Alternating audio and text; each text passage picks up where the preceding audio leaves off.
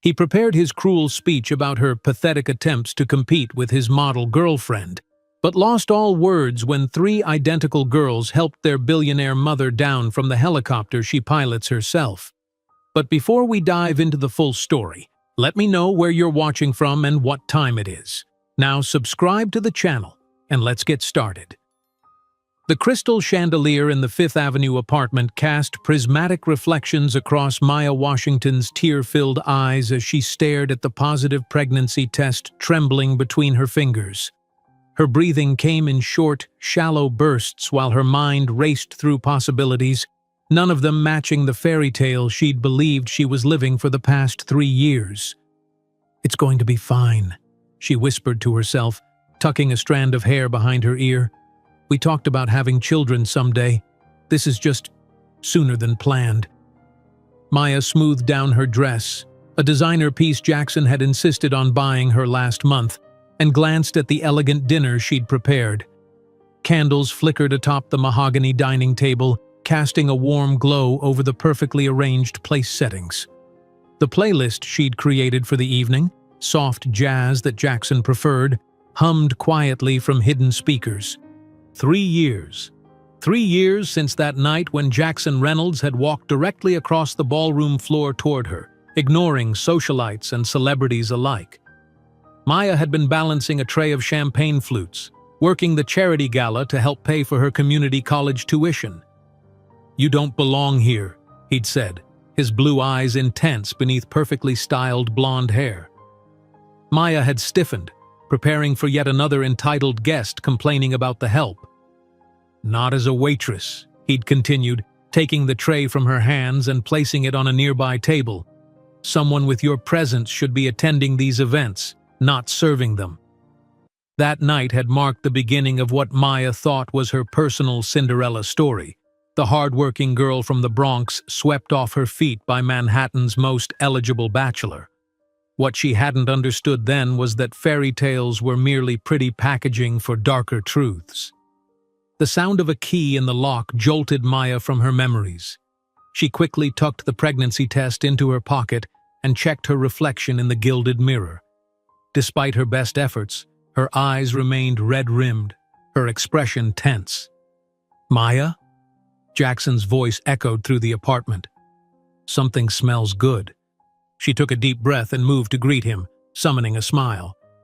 At 32, Jackson Reynolds cut an impressive figure in his tailored suit, heir to one of New York's largest real estate fortunes, and every bit the aristocrat his lineage suggested. "I made your favorite," Maya said, accepting his perfunctory kiss on the cheek. "The duck with orange glaze from that restaurant in Paris you love?" Jackson loosened his tie, his eyes scanning the elaborate dinner setup. "What's the occasion?" "I just thought we should talk." Maya guided him toward the table, her heart hammering so hard she was certain he must hear it.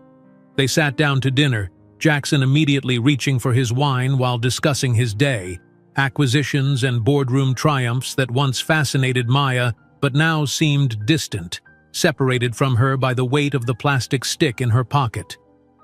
"You're quiet tonight," he finally observed, placing his fork down precisely alongside his plate. Maya set her own utensils down, untouched food growing cold. "I have news," her voice caught. "Important news." Jackson raised an eyebrow, waiting. With trembling fingers, Maya withdrew the pregnancy test and placed it on the table between them. "I'm pregnant." The silence that followed seemed to stretch into eternity. Jackson's expression didn't change at first. He merely looked at the test as one might regard an unexpected insect at a picnic, unwelcome but not yet determined to be dangerous. "Pregnant?" His voice held no warmth, only a calculated coolness that sent chills down Maya's spine. "That wasn't in the plans. I know we didn't plan this, but we can make it work. We can—" "There is no we, Maya." Jackson adjusted the Patek Philippe watch on his wrist, his eyes avoiding hers. There never really was. The world seemed to tilt beneath Maya. "What are you saying?" Jackson stood, buttoning his suit jacket in a practiced motion. "Let's not pretend this was heading toward forever. It's been an interesting experiment, but I have responsibilities to my family name that you could never understand." "Experiment?" Maya's voice cracked on the word. "That's what I've been to you? An experiment?" "What would you call it?" Jackson moved across the apartment with terrible efficiency, opening closets and drawers. "The girl from the Bronx I tried to polish into something acceptable for New York society?" Maya remained frozen at the table, watching as he began methodically separating his possessions from hers. The careful way he avoided touching her things, as if they might contaminate his, spoke volumes more than his words. "Where exactly do you think this was going, Maya?" Jackson continued, his voice taking on an edge of irritation. "That one day I'd present you as Mrs. Reynolds at the Metropolitan Opera Gala? That I'd introduce you to my mother's friends at the Colony Club?" Each question struck like a physical blow. Maya stood on unsteady legs, moving toward him. "I thought we were building something real. You told me you loved me. And you were a delightful diversion." Jackson pulled designer suits from the closet, draping them over his arm. "But a man in my position eventually needs to make appropriate choices." Movement outside the window caught Maya's attention.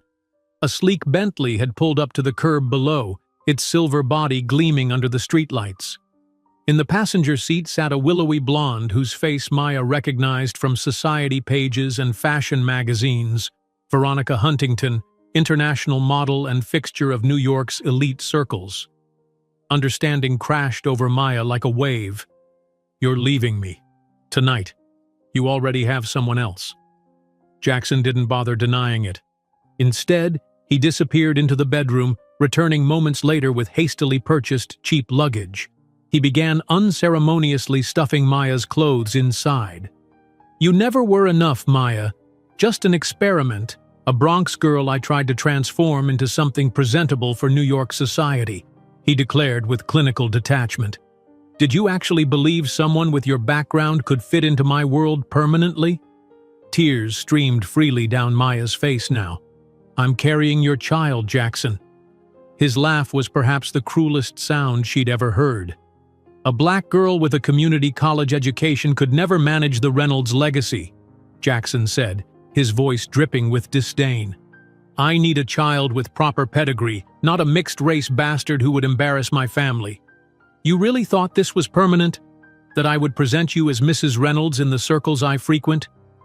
Maya felt each word like a razor slicing through her dignity. She had sacrificed so much, distanced herself from family who disapproved of the relationship, abandoned her own dreams to fit into his world. Now, pregnant and alone, she was being discarded like a fashion accessory that had gone out of style. "Please, Jackson," she begged, grasping for the last thread of hope. "Don't do this. Not to our baby." "Your baby," he corrected coldly. "And I suggest you consider your options.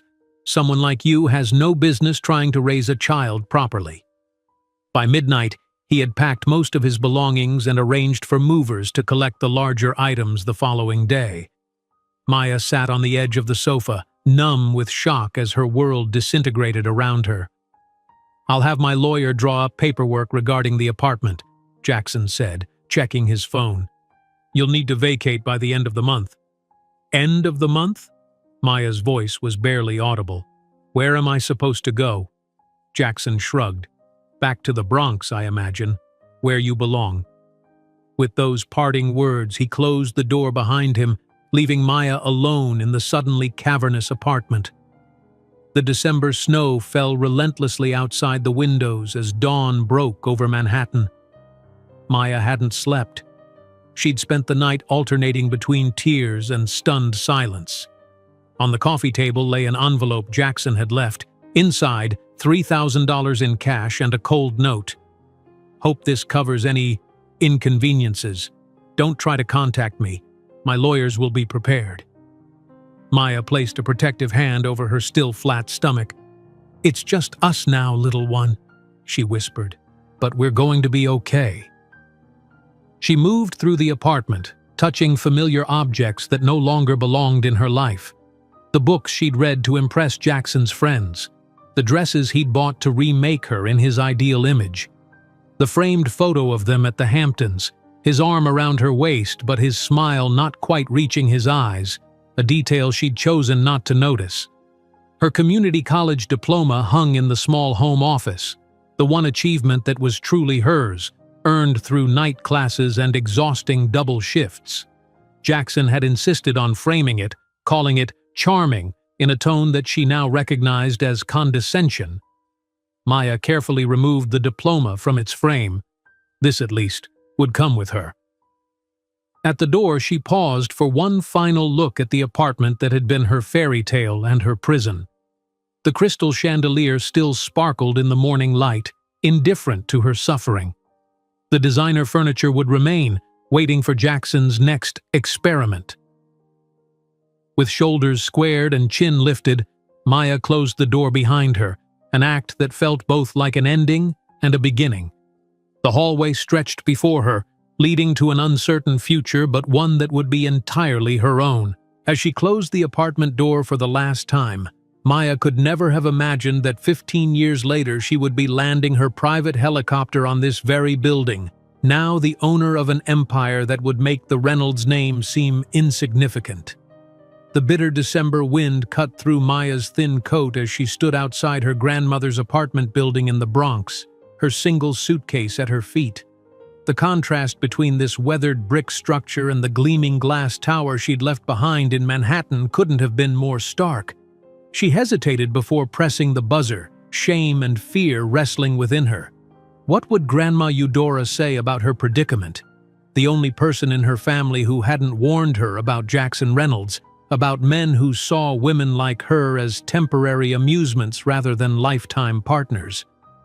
When the door buzzed open, Maya dragged her suitcase up 4 flights of stairs, each step a painful reminder of how far she had fallen.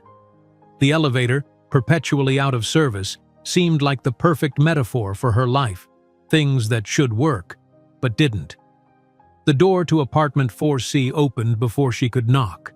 Eudora Washington, 73 years old with a spine as straight as her moral compass, stood in the doorway. One look at her granddaughter's face told her everything.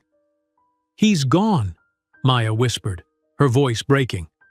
Eudora simply opened her arms, and Maya collapsed into them, sobbing like she hadn't allowed herself to do in Jackson's presence.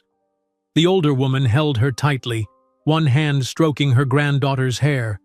"My sweet girl," Eudora murmured, "this house always will be your home, no matter what happens."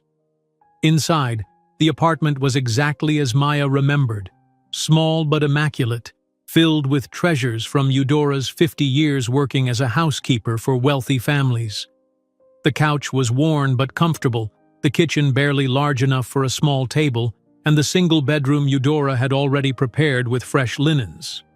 "You take the bedroom," Eudora insisted, guiding Maya to sit at the kitchen table while she prepared tea. "I can't take your room, Grandma." "You're not just thinking for yourself anymore," Eudora replied, her eyes dropping meaningfully to Maya's midsection. When Maya's eyes widened in surprise, the older woman chuckled softly. "Grandmothers know these things. How far along?" "About 6 weeks," Maya admitted, cradling the mug of tea Eudora placed before her. "I told Jackson last night and—" She couldn't finish the sentence. Eudora's face hardened. "That boy showed his true colors, didn't he?" Maya nodded, tears threatening again. "He said I was just an experiment, that someone like me could never fit into his world." "His world," Eudora scoffed. "His world is built on other people's labor and pain. Your world, Maya Washington, is whatever you choose to build." Over the next few weeks, Maya settled into a routine of sorts. Mornings spent sending out job applications, afternoons searching for affordable housing, evenings helping Eudora with dinner and household chores. Her community college degree in business administration, once a source of pride, now seemed woefully inadequate as rejection emails piled up in her inbox.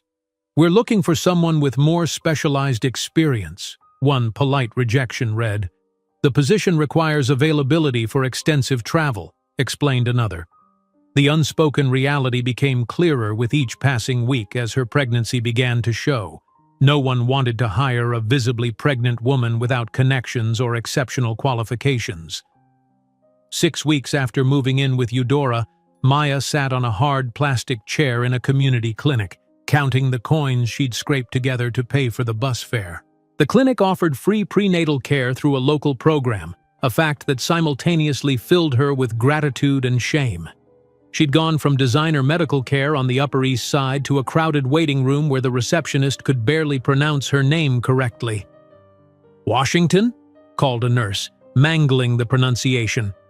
Maya followed her down a narrow hallway to an examination room where she met Dr. Chen, a petite woman in her 50s with kind eyes and an efficient manner.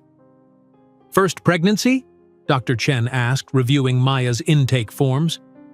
"Yes," Maya answered, trying to keep her voice steady. Dr. Chen looked up, studying her face. "And you're doing this alone?" Something in the doctor's tone, not pity, but understanding, made Maya's careful composure crack. "The father he's not involved." Dr. Chen nodded, as if this was information she'd processed many times before. "Well, let's see how this little one is doing." The ultrasound gel was cold on Maya's slightly rounded belly. Dr. Chen moved the wand methodically, studying the grainy images on the screen with focused attention. Her expression shifted, brows furrowing slightly. "Is something wrong?" Maya asked, panic rising in her throat. "Not wrong," Dr. Chen replied slowly, "but I'm seeing something unexpected." She adjusted the wand, pointing to the screen. "Do you see these flickering spots? These are heartbeats." "Heartbeats?" Maya repeated. "As in plural?" Dr. Chen nodded, a smile breaking across her face. "I'm detecting 3 distinct heartbeats, Ms. Washington. You're carrying triplets." The room seemed to spin around Maya. "Triplets? That's not possible. How would I possibly—" "Deep breaths," Dr. Chen instructed, placing a steady hand on Maya's shoulder. "This is certainly unexpected news, but we'll figure it out together." When the shock subsided enough for Maya to form coherent thoughts, the enormity of her situation crashed down upon her. One baby had seemed impossible enough. How could she possibly manage 3?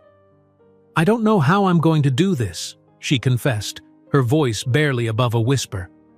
Dr. Chen removed her gloves and sat on a stool beside the examination table.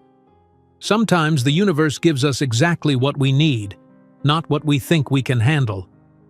There was something in the doctor's expression, a hint of personal understanding that made Maya ask, "Do you have children, Dr. Chen?" A shadow passed over the doctor's face.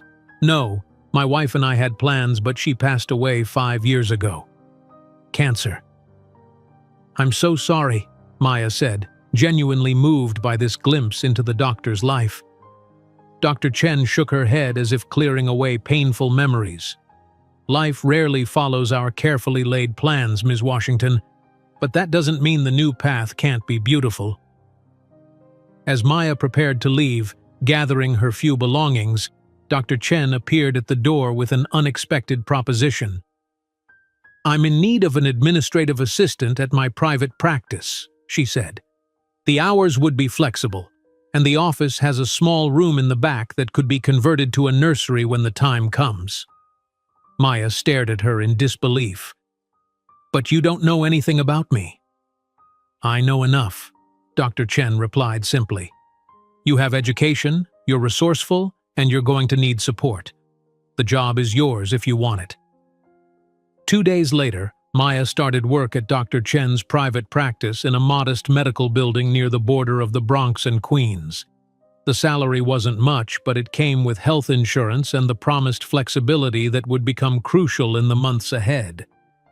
While Dr. Chen saw patients during the day, Maya organized files, scheduled appointments, and handled billing. But it was during the quiet late evenings, after Dr. Chen had gone home, that Maya discovered both a problem and an opportunity.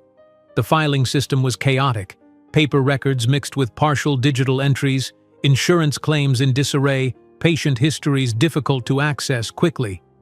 One night, Frustrated by having to search through 3 different systems to find a single patient's history, Maya began sketching an integrated management system on a notepad. "There has to be a better way to organize all this," she muttered to herself, drawing flowcharts and database structures based on concepts she'd learned in her business administration courses. The next morning, Dr. Chen found Maya asleep at the desk, surrounded by pages of notes and diagrams. Instead of being angry about Maya staying overnight, the doctor studied the sketches with growing interest. "This is brilliant, Maya," she said, waking her gently. "You've essentially designed a complete patient management system." Maya rubbed her eyes, embarrassed. "I just thought it might help streamline things here." "It's more than that," Dr. Chen insisted. "Have you considered developing this further? There's a massive need for better systems in community healthcare." Over the following months, as Maya's pregnancy progressed and her belly grew to accommodate 3 developing lives, her concept evolved as well. By day, she implemented basic versions of her system in Dr. Chen's office. By night, she expanded the design, envisioning how it could connect patients, providers, pharmacies, and insurance companies in underserved communities. As her 6th month began, life at Eudora's small apartment became increasingly challenging. The bedroom could barely fit the growing collection of second-hand baby items friends and neighbors had donated. Maya now slept on the pull-out couch, her expanding belly making even this simple accommodation uncomfortable. One warm spring morning, Maya returned from an early prenatal appointment to find Eudora sitting unnaturally still at the kitchen table. Something in her grandmother's posture sent alarm bells ringing in Maya's mind. "Grandma? What's wrong?" Eudora looked up, her expression strained. "Just a little tired, sweet girl. Nothing for you to worry about."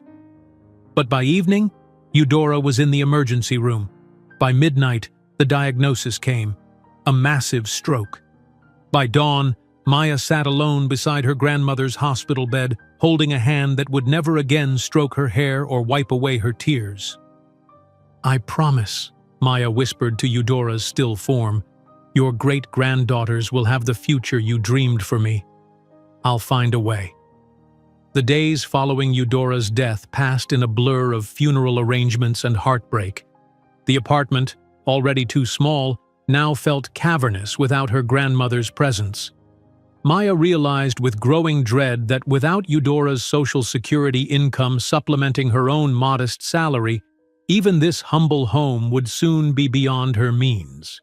Dr. Chen, upon learning of Eudora's passing, insisted Maya stay with her temporarily.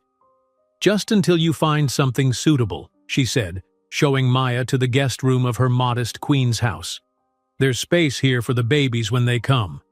One evening, as Maya's 7th month began and her due date loomed on the horizon, Dr. Chen joined her at the kitchen table with an unusual proposal. "I've been thinking," the doctor said, pouring tea for them both. "I never had the chance to have children with May. After she died, I assumed that particular dream had died too." Maya listened, uncertain where this was leading. "Watching you these past months, your determination, your intelligence, the way you've faced each challenge, has made me realize something." Dr. Chen's eyes were bright with emotion. "Family isn't just what we're born into. It's what we choose to build." "What are you saying?" Maya asked. "I'd like to help you raise these children, Maya, not just as your employer or friend, but perhaps as family." Dr. Chen's voice wavered slightly. "I'd like to formally adopt you if you're open to it, to be your mother in paper, as I already feel in my heart."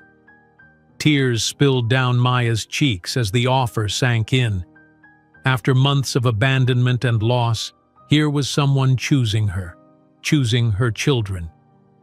"I would be honored," Maya whispered, reaching across the table to grasp Dr. Chen's hand.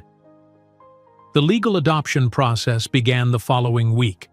Maya would become Maya Washington Chen. Her children would have a grandmother figure from birth, and the small management system she'd designed for one medical practice would soon grow into something neither woman could yet imagine.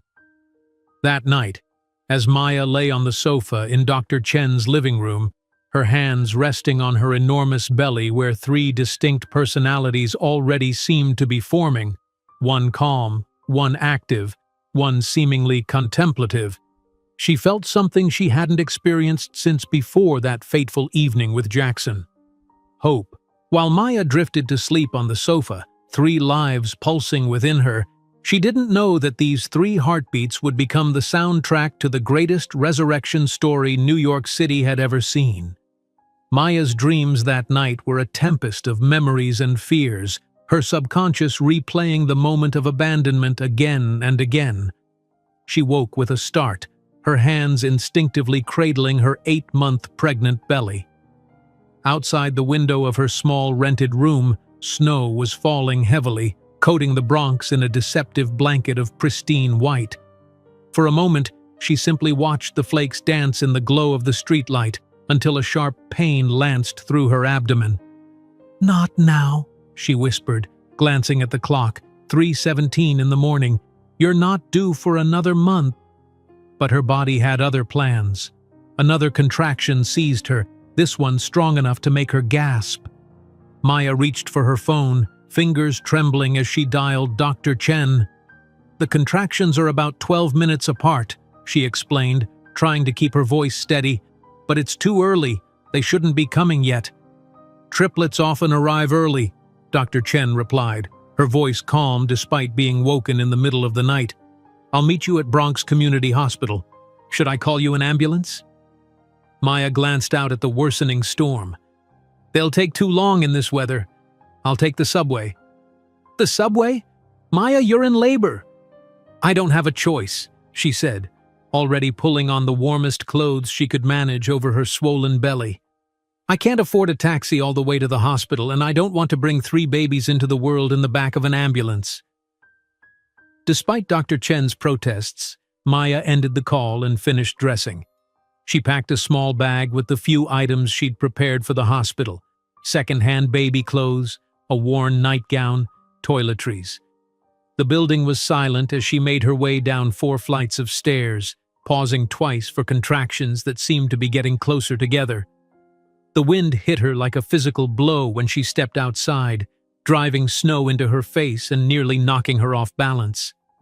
The nearest subway station was 3 blocks away, a distance she normally walked in minutes but now loomed like a marathon.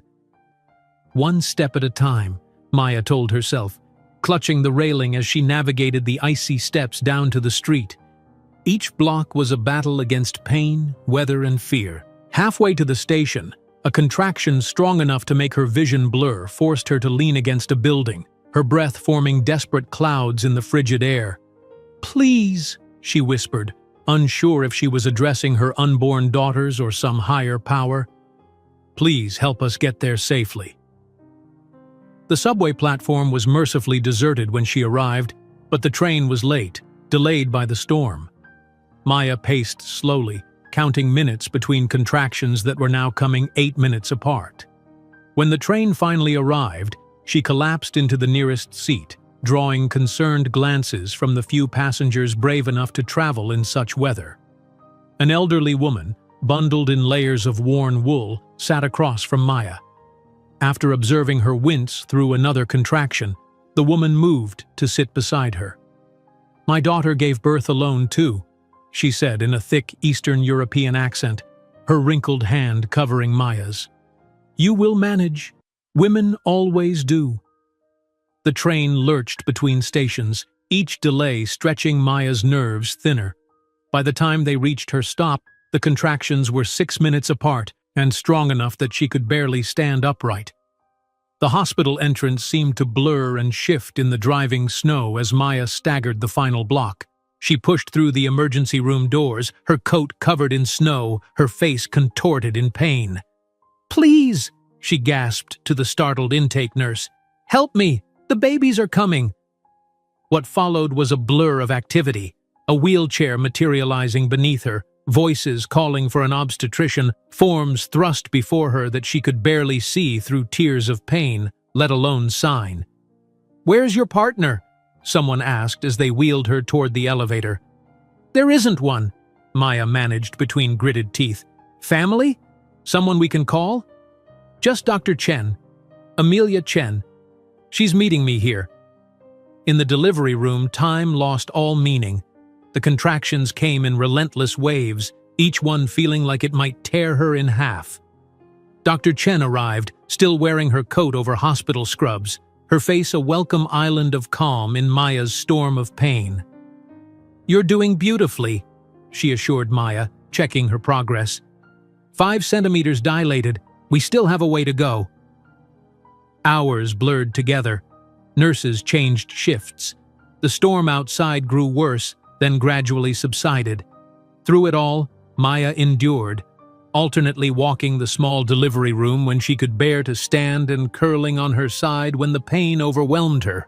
"I can't do this," she sobbed after 15 hours of labor, exhaustion making her voice crack. "It's too much." Dr. Chen wiped Maya's forehead with a cool cloth. "You are already doing it, Maya. Your daughters are coming, and they need your strength for just a little longer."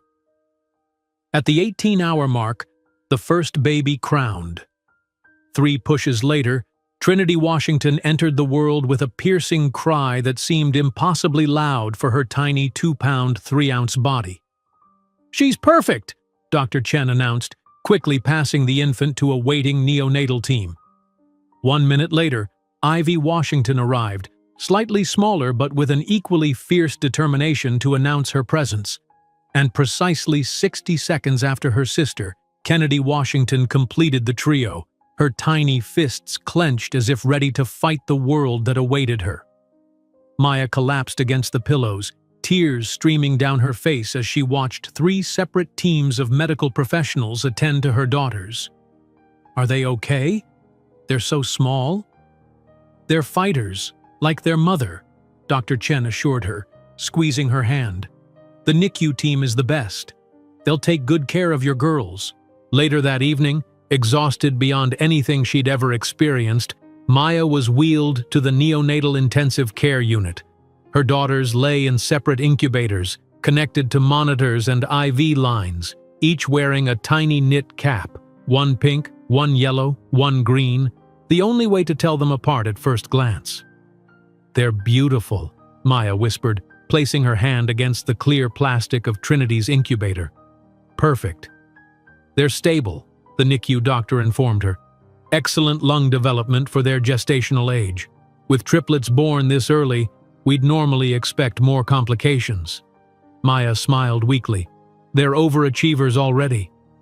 She spent hours beside the incubators, speaking softly to each daughter in turn, promising them a future filled with love and opportunity. When exhaustion finally forced her back to her room, she fell into a deep, dreamless sleep. The morning light was filtering through the blinds when a knock at her door woke her. Maya expected to see a nurse coming to take her back to the NICU. Instead, a man in an expensive suit stood in the doorway, a leather portfolio tucked under his arm. "Ms. Washington?" he inquired, his voice as cool and impersonal as his appearance. "I represent Jackson Reynolds. May I come in?" Maya's heart stuttered in her chest. "Jackson sent you? Is he here?" The lawyer's expression remained impassive. "Mr. Reynolds is not present, no. I'm here to discuss some paperwork regarding your situation." He entered without waiting for permission, pulling a chair beside her bed with mechanical precision. From his portfolio, he extracted several documents bound with a blue cover. "My client is prepared to provide a sum to ensure this matter remains discreet," the lawyer explained, sliding the document toward her. "In exchange, you will never reveal the identity of the father or seek any form of child support." Maya stared at the papers, too stunned to immediately respond. The document's title swam into focus: Voluntary Termination of Parental Rights and Confidentiality Agreement. "He wants to legally deny his own children?" she finally managed, her voice barely audible.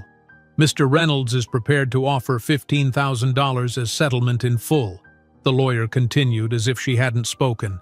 "A generous amount considering the circumstances." Maya's hands trembled as she lifted the document. Phrases jumped out at her. relinquishes all rights, waives any future claim, agrees to maintain strict confidentiality. Buried in the legal language was a clause stating that any violation would require her to return the money plus damages. "He knows there are 3 of them?" Maya asked, looking up at the lawyer's impassive face. A flicker of something, perhaps discomfort, crossed the man's features. "I'm not privy to all the details of Mr. Reynolds's personal matters." Maya set the document down on her lap, suddenly calm despite the storm of emotions inside her. Jackson hadn't even bothered to learn he had 3 daughters, not 1. He'd simply sent his legal errand boy to erase his responsibility with the equivalent of pocket change for a man of his wealth. "Tell me," she said, meeting the lawyer's eyes directly, "does Mr. Reynolds typically place such a low value on his own flesh and blood? Or is it just because they're half black?" The lawyer shifted uncomfortably. "Ms. Washington, this offer is quite standard in these situations. You should consider it carefully. Single motherhood is extremely challenging, especially with multiple children." Maya picked up the document again, turned directly to the signature page, and ripped it cleanly in half. Then she tore it again and again until confetti-sized pieces littered her hospital blanket. "Tell your client that his daughters will not need his money," she said, her voice steady despite the tears threatening to spill. "One day, he will regret not having been part of their lives." The lawyer gathered his portfolio, his composure cracking slightly. "This is ill-advised, Ms. Washington. Mr. Reynolds is a powerful man. The offer won't remain open indefinitely." "Neither will my patients," Maya replied. "Please leave now." After the lawyer departed, Maya requested a wheelchair. Despite the nurse's protests that she needed rest, she insisted on being taken to the NICU. There, beside the 3 incubators holding her sleeping daughters, she made a solemn promise. "You will never know the abandonment that I knew," she whispered, placing a hand on each warm plastic dome. "And one day, we will show him, show all of them, the mistake they made in underestimating us." In the quiet of the hospital room, as snow began falling again outside the windows, Maya watched her daughters sleep, 3 tiny warriors already defying the odds stacked against them. She hadn't planned this path, but standing at its beginning, she felt a fierce determination take root where doubt and fear had lived. In that hospital room, with 3 newborns sleeping in their cribs beside her bed, Maya didn't know that her refusal of the hush money would be the first step toward building an empire that would one day buy out Reynolds's very legacy. The rhythmic beeping of the NICU monitors became Maya's lullaby during those first precarious weeks. She'd return to her small rented room only when the nurses insisted, sleeping a few fitful hours before returning to the hospital. The triplets remained in their incubators, growing stronger each day despite their early arrival. Trinity, the firstborn, showed a surprising alertness, her eyes following Maya's movements whenever she approached. Ivy, the middle triplet by 60 seconds, was the smallest but fought the hardest, already ripping out feeding tubes that nurses would patiently replace. Kennedy, the youngest, remained the calmest, observing her new world with what seemed like thoughtful contemplation. "You're going to wear yourself out," Dr. Chen cautioned one evening, finding Maya asleep in the uncomfortable NICU chair, her hand stretched through the porthole of Kennedy's incubator. "They need you healthy when they come home." Home. The word filled Maya with equal parts longing and dread. Her rented room was barely large enough for her alone, let alone 3 infants and all the equipment they would need. 2 weeks after their birth, Dr. Chen arrived at the NICU with an unexpected proposal. "I've converted my home office into a nursery," she announced without preamble. "There's a daybed for you, 3 cribs, and I've arranged for a part-time nurse to help for the first month." Maya looked up, dark circles under her eyes betraying her exhaustion. "I can't accept that. You've already done so much." "This isn't charity, Maya," Dr. Chen replied firmly. "This is family. Besides, I need you back at work. The office filing system has collapsed completely without you." The day the triplets were finally discharged, weighing just over 4 pounds each, Maya experienced a terror unlike anything she'd known before. How could she possibly keep 3 tiny humans alive when she barely knew how to care for one? That first night in Dr. Chen's home established the pattern that would dominate the next 5 years. Maya and Dr. Chen tag-teamed feedings every 3 hours, changing diapers in synchronicity, soothing tiny cries in the darkness. Between care sessions, Maya collapsed into micro-naps, her body struggling to recover from both childbirth and chronic sleep deprivation. By day 3, Maya had established a system. A color-coded chart tracked each baby's feeding schedule, diaper changes, and medications. She arranged the nursery for maximum efficiency, changing stations centralized, bottles prepared in advance, clothes sorted by size rather than by child, since all 3 wore the same tiny preemie outfits. "You're organizing babies like a business project," Dr. Chen observed with a mixture of amusement and admiration. "It's the only way I'll survive," Maya replied, dark humor tinging her exhaustion. At 6 weeks postpartum, Maya insisted on returning to work at the clinic. Dr. Chen converted a storage room into a makeshift nursery where the triplets could stay while Maya worked. During their naps, she juggled patient scheduling, insurance claims, and further development of her medical management system, now progressing from sketches to actual code as she taught herself programming during the night hours. The triplets grew from fragile newborns to determined infants. At 6 months, they began showing distinct personalities that would only become more pronounced with time. Trinity developed language skills early, babbling constantly as if practicing for future conversations. Ivy showed remarkable pattern recognition, arranging her blocks by color before she could even sit independently. Kennedy demonstrated extraordinary spatial awareness, figuring out how toys fit together and came apart with uncanny precision. Maya captured these moments on the second-hand digital camera Dr. Chen had given her. Each night, she created a digital diary entry, documenting their development alongside her own progress on the management system. "I want them to know someday how far we've come," she explained when Dr. Chen found her coding at 3 in the morning, Trinity asleep on her chest. "They'll know because you'll tell them," Dr. Chen said gently. "But they need you alive to do that. You must rest, Maya." Rest, however, remained an elusive luxury. The triplets' first year passed in a blur of milestones and challenges. Their first teeth emerged simultaneously, leading to 3 weeks of sleepless nights. They crawled within days of each other, suddenly transforming the house into a danger zone requiring constant vigilance.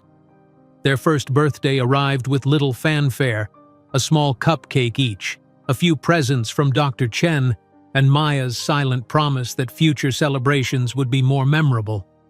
When the girls turned 2, Dr. Chen made her most significant proposal yet. Over dinner, after the triplets had been tucked into their beds, she placed legal documents on the table. "I've been thinking about this for some time," she began carefully. "You and the girls have become my family in every way that matters. I'd like to make it official." Maya stared at the adoption papers, emotion closing her throat. "I would be honored to be your mother on paper, as I already am in my heart," Dr. Chen continued, her usual composure wavering. "You would become Maya Washington Chen, and I would have legal rights regarding the girls if anything ever happened to you." Tears spilled down Maya's cheeks. After years of abandonment, first by Jackson, then by family members who considered her pregnancy a disgrace, here was someone choosing to bind their life permanently to hers. "Yes," she whispered, reaching for Dr. Chen's hand. "The girls should have a grandmother who loves them as much as you do." The adoption was finalized 3 months later. That night, they took a rare family photo. Dr. Chen, now legally Maya's mother, holding Kennedy.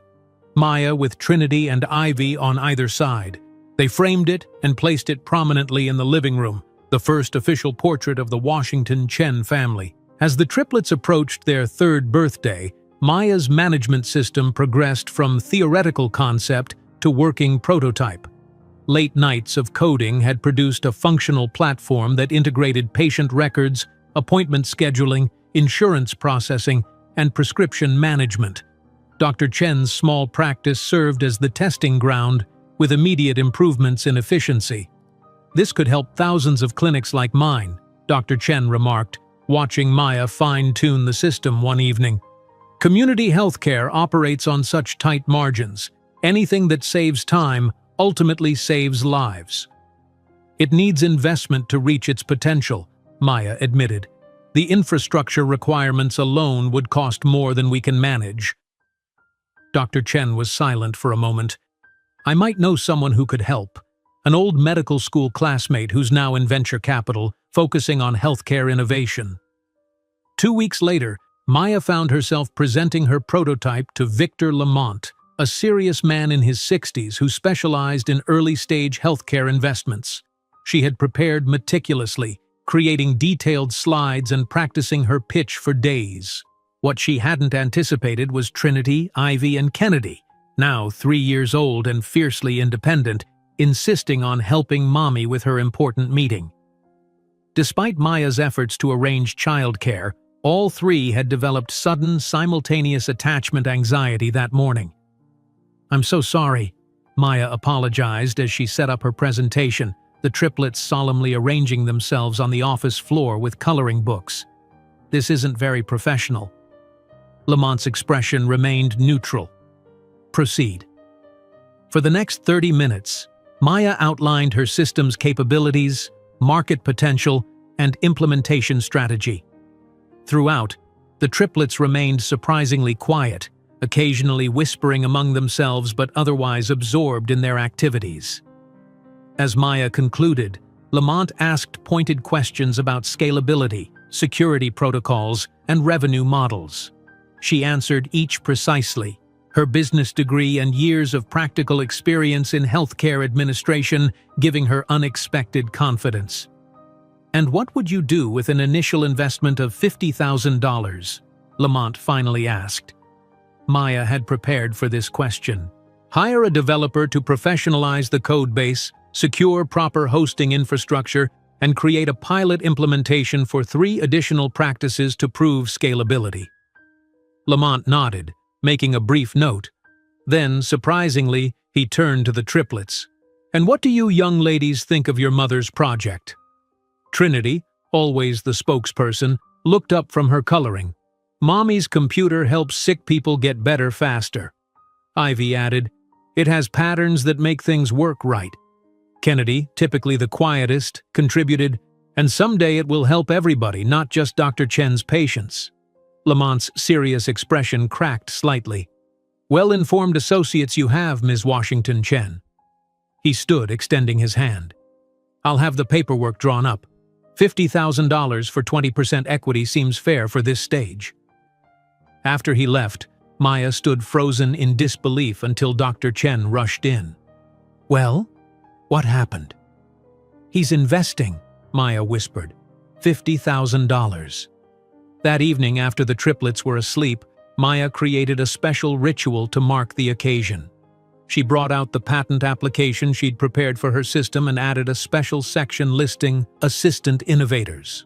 With washable markers, she helped each triplet make a colorful handprint beside their typed names, Trinity, Ivy, and Kennedy Washington Chen, officially recognizing them as co-inventors. "One day," she told them as they admired their handiwork, "people will know your names for the things you create and the problems you solve." The investment transformed Maya's prototype from passion project to legitimate business. Over the next 2 years, Washington Health Systems grew from concept to functioning product with implementations in 5 community clinics. The triplets, now 5 years old, spent their days alternating between kindergarten and the small office Maya had established 3 blocks from their home. While other children their age played with toys, the Washington Chen triplets grew up surrounded by computers, whiteboards, and the constant hum of a startup finding its footing. Trinity developed an uncanny ability to charm visitors, often serving as an impromptu receptionist. Ivy organized the office supplies with mathematical precision, creating inventory systems that adults found themselves adopting. Kennedy spent hours disassembling and reassembling office electronics, frequently improving their functionality in the process. Just as the business began gaining real traction, Dr. Chen received devastating news: stage 4 pancreatic cancer, already metastasized. The prognosis was measured in months, not years. "I don't want intervention," she told Maya firmly after the diagnosis. "Quality of time, not quantity." The following months were a delicate balance of building the business while making every moment count with Dr. Chen. The triplets, despite their young age, seemed to understand the gravity of the situation. They took turns reading to their grandmother, showing remarkable patience as her energy waned. On her final night, Dr. Chen called Maya to her bedside while the girls slept. "I've updated my will," she said, her voice weakened but resolute. "The house, my savings, the clinic, everything goes to you and the girls." "Please don't talk this way," Maya pleaded, holding her adopted mother's fragile hand. "Listen to me," Dr. Chen insisted. "You've created something important with your system. Promise me you'll continue. Promise you'll save lives through technology, as I tried to do through medicine." "I promise," Maya whispered, tears falling freely. Dr. Chen died peacefully in her sleep that night. At the funeral, Maya and the triplets stood hand in hand before the casket, a quartet of shared grief and determination. Dr. Marcus Chen, Amelia's younger brother, stood beside them, his own eyes red-rimmed. "My sister saw something special in you, in all of you," he told Maya after the service. "I'm a pediatric surgeon at Mount Sinai. If you or the girls ever need anything at all, I'm here." As they lowered Dr. Chen's casket into the ground, 5-year-old Trinity spoke clearly in the silence. "Don't worry, Grandma. We'll remember everything you taught us." Ivy added solemnly, "We'll take care of Mom." Kennedy, always one for practical solutions, concluded, "And we'll change the world, just like you wanted." The modest financial legacy Dr. Chen left behind would seem insignificant to many, but in Maya's hands it would become the seed of an empire that, a decade later, would rival Manhattan's largest corporations, including Reynolds Enterprises. The gentle morning sunlight filtered through the blinds as Maya stood in the empty storefront, keys clutched tightly in her hand. The echo of her footsteps against the bare concrete floor seemed to punctuate the magnitude of this moment. 6 months after Dr.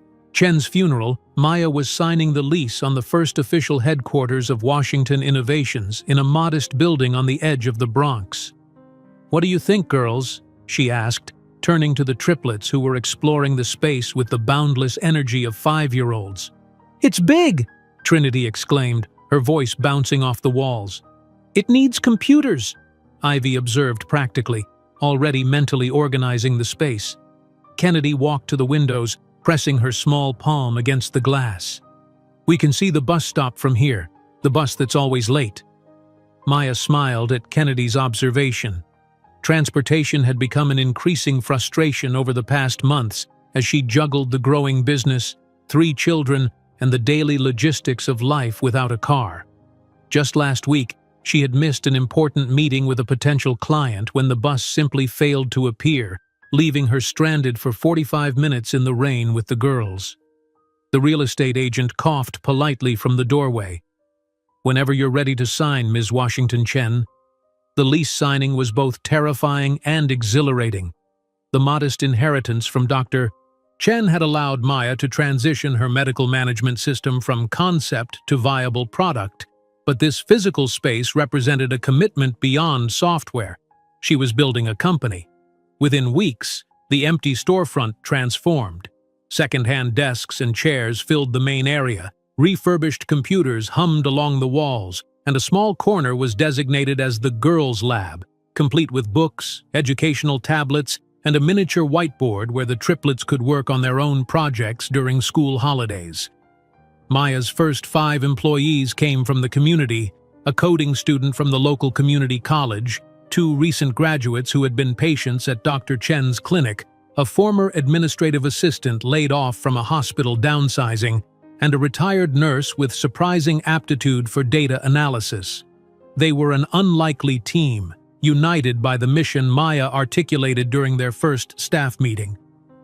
"We're not just building software," she told them, standing before the Washington Innovations logo freshly painted on the wall. "We're creating access where there wasn't any before, starting with healthcare, but that's just the beginning." The medical management system gained traction throughout the year, with 10 small clinics implementing the software. The revenue was modest but sustainable, allowing Maya to pay her small team and reinvest in development. Yet something continued to nag at her, a persistent feeling that she was addressing only part of a larger systemic problem. The realization came one rainy Tuesday evening as Maya rushed to catch the last bus home, the triplets trailing behind her like ducklings, all four drenched despite sharing a single umbrella. The bus, predictably, failed to arrive on schedule.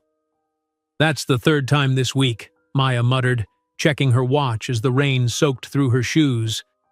Kennedy was coughing, Trinity's teeth were chattering, and Ivy was calculating aloud how many minutes they had stood at this particular bus stop over the past month.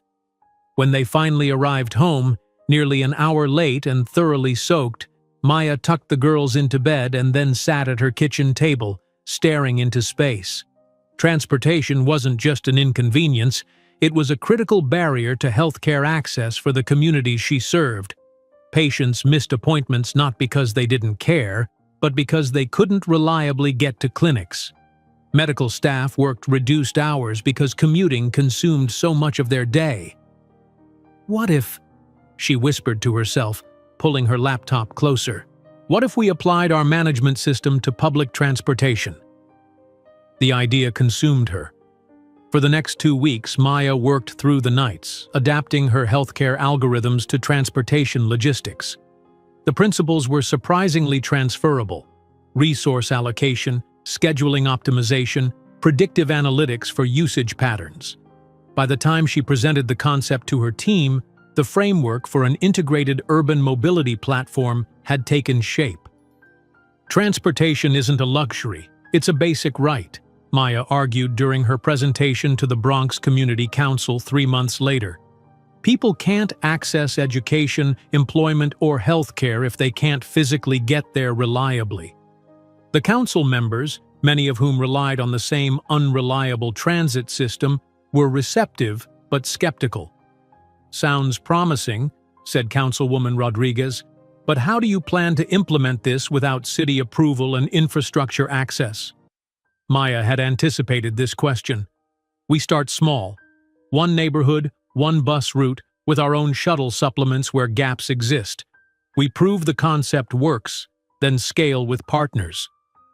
To Maya's surprise, the council approved a pilot program for the Washington Mobility Initiative in the South Bronx. The grant was modest, barely enough to lease 2 passenger vans and hire drivers, but it was a start. As the business expanded beyond healthcare into transportation, the triplets, now 6 years old, became increasingly integrated into the company's daily operations. During summer break, Maya created a structured internship program for her daughters, rotating them through different departments to observe and learn. Trinity shadowed Maya during community meetings, absorbing the nuances of persuasion and relationship building. Her natural charm and articulate speech, advanced far beyond her years, made her a favorite among clients and partners. "You're a natural communicator," Maya told Trinity after watching her 6-year-old daughter confidently explain their shuttle tracking app to an elderly resident. "You help people understand complex ideas." Ivy gravitated toward the finance department, her mathematical aptitude allowing her to spot patterns in spreadsheets that sometimes eluded the adults. During one quarterly review, she pointed to a sequence of numbers and asked, "Why do these go up every third Friday?" The finance director investigated and discovered a billing anomaly that had cost the company thousands. "How did you see that?" she asked Ivy in amazement. The 6-year-old shrugged. "Numbers are like music. When they don't sound right, I notice." Kennedy, the inventor of the trio, spent hours in the engineering lab, observing and absorbing technical knowledge. She began sketching improvements to the shuttle tracking devices, including a simplified interface for users without smartphones. "If Grandma can't use it, it's not finished yet," Kennedy explained seriously when presenting her drawings to the development team. By the time the triplets turned 7, Washington Innovations had expanded to 25 employees. The mobility initiative had grown from 2 vans to a coordinated network of 15 vehicles integrated with public transit, serving 4 Bronx neighborhoods. Patient attendance at partner clinics had increased 62%, and the company had attracted attention from community development organizations across the city. The first major media coverage came when the New York Community Trust featured Washington Innovations in their annual report. A local newspaper picked up the story, running a profile titled "From Personal Tragedy to Community Transformation: How Maya Washington Chen is Revolutionizing Access for Underserved Communities." The article highlighted Maya's journey as a single mother of triplets building a social enterprise from scratch. Accompanying photos showed Maya with her daughters in their office, all 4 with matching determined expressions that made readers write admiring letters about the future of female leadership. As the company grew, so did outside interest. When the triplets were 8, Maya received her first acquisition offer, a 7-figure proposal from a healthcare conglomerate interested in the patient management system. "This is an incredible opportunity," her newly hired business development director argued. "The exit multiple is generous for a company at our stage." Maya called a board meeting, which at that point consisted of herself, Dr. Marcus Chen, who had become a trusted advisor, and Victor Lamont, their initial investor. She brought the triplets as observers, a practice she had established to expose them to business decision-making. "This company isn't for sale," Maya stated firmly. "Not now, not ever. We're building something that needs to remain independent to fulfill its mission." When the triplets were 9, Washington Innovations had grown to 50 employees, 60% of whom were women, 70% people of color, and over half from the communities they served. The company now occupied 3 floors of their building, with the mobility initiative generating more revenue than the original healthcare system. Maya made a point of hiring single parents, creating flexible work arrangements, and an on-site childcare center that the triplets helped design. "No one should have to choose between being a good parent and being able to work," she explained when questioned about the cost. "These aren't perks, they're necessities." As the company approached its 5th anniversary, an unexpected opportunity arose. The city of New York announced a major request for proposals to revitalize transportation in historically underserved boroughs. The contract, worth $30 million over 3 years, would be the largest municipal transportation initiative in decades. "We have to bid," Maya announced to her leadership team. "This is exactly what we've been building toward." For 6 weeks, Washington Innovations worked around the clock preparing their proposal. The triplets, now 10, insisted on contributing. Trinity helped craft community impact statements, Ivy analyzed financial projections, and Kennedy developed a miniature physical model of their proposed hub-and-spoke system. The night before the submission deadline, the office hummed with nervous energy as final documents were proofread and assembled. The triplets eventually fell asleep under desks, surrounded by presentation boards and technical specifications. At dawn, Maya submitted the completed proposal, 372 pages representing everything they had built and learned over 5 years. As she walked out of the municipal building, exhaustion and uncertainty washed over her. They were competing against established corporations with decades of experience and political connections. 2 weeks later, Maya gathered her team to watch the live stream of the contract announcement. The triplets sat cross-legged on the floor in front of the projection screen, holding hands in a chain of solidarity. After thorough evaluation of all submissions, the Commissioner of Transportation announced, "The selection committee has determined that Washington Innovations presented the most innovative and economically viable proposal for the city's transportation revitalization initiative." The office erupted in cheers. Maya stood momentarily frozen, absorbing the magnitude of what had just happened, before being swarmed by jubilant employees and 3 ecstatic daughters. That evening, after the celebration had wound down, Maya raised a glass of non-alcoholic cider in a private toast with her core team and the Triplets. "To all the doors that were closed to us," she said, her voice steady with emotion, "thank you for forcing us to build our own house."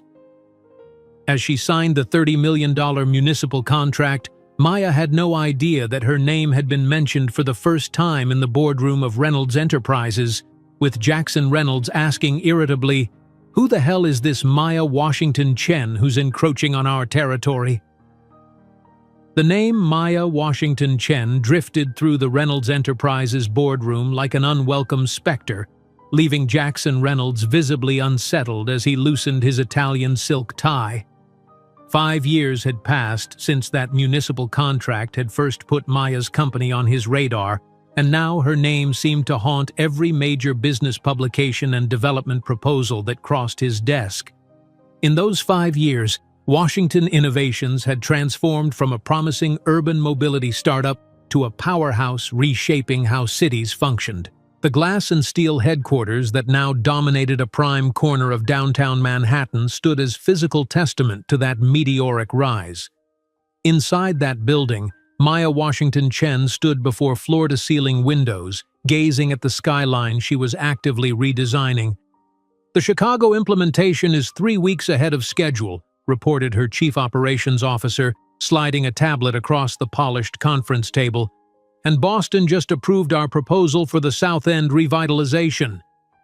Maya nodded, her reflection in the window revealing a woman transformed from the devastated young mother of 15 years ago. At 40, she carried herself with the quiet confidence that came from building something substantial from nothing.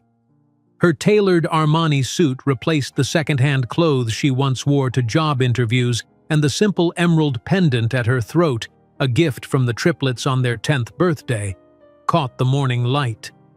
$8.7 billion in confirmed contracts with 5 major American metropolitan areas, she murmured, adjusting the emerald brooch on her Versace dress. Impressive numbers for a Bronx girl with community college education, wouldn't you say? Her executive team exchanged knowing glances. Though Maya rarely referenced her past, they understood the fire that drove her. The company's spectacular growth spoke volumes about her determination to prove wrong everyone who had ever underestimated her. The intercom chimed softly. "Ms. Washington Chen, your helicopter is ready on the rooftop. The girls are already aboard." Maya gathered her presentation materials for the prestigious Future Forward charity ball at the Metropolitan Museum of Art. Tonight, she would be the keynote speaker, receiving the Innovator of the Year award for Washington Innovations' revolutionary approach to sustainable urban transportation. The irony wasn't lost on her that this was the same award Jackson Reynolds had received a decade earlier for his eco-luxury developments, projects that now seemed superficial compared to the fundamental infrastructure changes her company was implementing. The elevator whisked her to the rooftop helipad where the company's sleek helicopter waited, its black exterior emblazoned with the distinctive teal Washington Innovations logo. Inside, Trinity, Ivy, and Kennedy were already settled, each absorbed in final preparations for the evening. At 14, the Triplets had blossomed into extraordinary young women, each developing distinct talents that complemented their mother's vision. They attended the elite Gardner Academy on full academic scholarships, but spent every afternoon and weekend at Washington Innovations, where they had become integral to the company's operations. "Mom, the press is already positioned," Trinity informed her through the communication system as the helicopter lifted off. Already accepted early to Stanford for strategic communications, Trinity had developed an uncanny ability to navigate media relationships. At 12, she had negotiated her first corporate partnership for the company's educational initiative, charming executives 3 times her age. Ivy, the financial strategist of the trio, added, "The financial reports from last quarter have been distributed. Forbes is particularly interested in our advance over Reynolds Enterprises in the sustainable urban development sector." The mention of Reynolds caused Maya's hand to tighten imperceptibly on her tablet. Though she never discussed Jackson with her daughters, his company had increasingly become their direct competition, a fact that business publications frequently noted with thinly veiled fascination about the mysterious connection between Washington Chen and Reynolds. Kennedy, the natural scientist and inventor among the sisters, was busy adjusting miniature prototypes they would present after Maya's speech. "The models are ready. The simulation will show how our system reduces emissions by 87% compared to traditional infrastructures." Each of the Washington triplets had emerged as extraordinary in her own field. Trinity's communications skills had caught the attention of Stanford's admissions committee 2 years before she could apply. Ivy had received a special invitation from MIT for their advanced computational economics program. Kennedy was destined for Harvard, where she would research sustainable materials for urban transport, all three charting academic paths that would have seemed impossible given their beginnings. The girls had never known their biological father. For them, the only male role model had been Dr. Marcus Chen, who served as mentor and father figure after his sister's death when the triplets were 7. His guidance, particularly in navigating the scientific and medical communities, had been invaluable as Washington innovations expanded into health transport integration systems. "We're approaching the Met, Ms. Washington Chen," the pilot announced as the helicopter began its descent toward the museum's designated helipad. Below, among the guests observing the aircraft's arrival, stood Jackson Reynolds, now 45 and increasingly viewed as a dinosaur in the real estate market struggling to remain relevant in the sustainability era. He tightened his grip on the arm of his trophy wife, Veronica Huntington Reynolds, as he watched the Washington Innovations logo, the same company that had systematically outbid his on-public contracts for the past 3 years. "That's her who's been ruining our business," he muttered to the associate beside him. "Who would have thought that naive girl would become our biggest competitor?" What Jackson didn't know was that the woman he had abandoned pregnant now commanded an empire valued at $12.3 billion, employing more than 7,800 people, most from historically marginalized communities. Washington Innovations had revolutionized not just urban transportation but how cities planned their growth, exactly the sector that Reynolds Enterprises had considered its exclusive territory. When the helicopter door opened, Maya emerged with the confidence of someone who had earned her place in the world through hard work and vision. Her emerald Versace gown captured the evening light, the fabric flowing like water as she descended the steps with studied elegance. But what happened next made Jackson Reynolds nearly drop his champagne flute. 3 identical teenagers emerged from the helicopter after Maya, each wearing an impeccable outfit in colors complementing their mothers. Even from a distance, it was impossible not to notice the resemblance between the 4. The same face shape, the same expressive eyes, the same determined chin that Jackson used to consider too stubborn in Maya. "Who are they?" Veronica asked, unconsciously sensing the threat represented by Maya and her daughter's majestic presence. "No idea," Jackson lied, as a chill of recognition ran down his spine. Inside the museum, the Future Forward charity ball gathered New York's business, political, and social elite. Governors, senators, and Fortune 500 CEOs mingled in an environment of calculated opulence, all eager to associate their images with the most prestigious causes of the moment. Maya navigated the hall with the ease of someone who belonged in that environment, though she had never forgotten her origins. Each handshake, each brief conversation was a strategic opportunity to advance Washington Innovations' mission. "Governor Richards, what a pleasure to see you again," she greeted with genuine warmth. "I hope the pilot numbers from the Bronx impressed your team." "Impressive would be an understatement, Ms. Washington Chen," the politician replied. 64% reduction in commute time and 91% in station crime. New York State is ready to expand the program." From across the hall, Jackson Reynolds observed the interaction, bitterly realizing how the same politicians who once courted him now gravitated toward Maya like planets around the sun.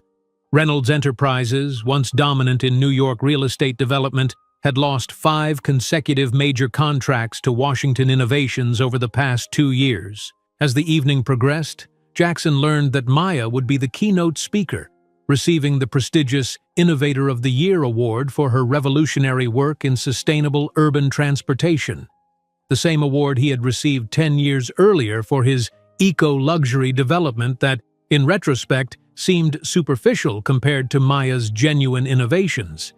What he still didn't know was that fate had orchestrated more than a simple reunion for that night.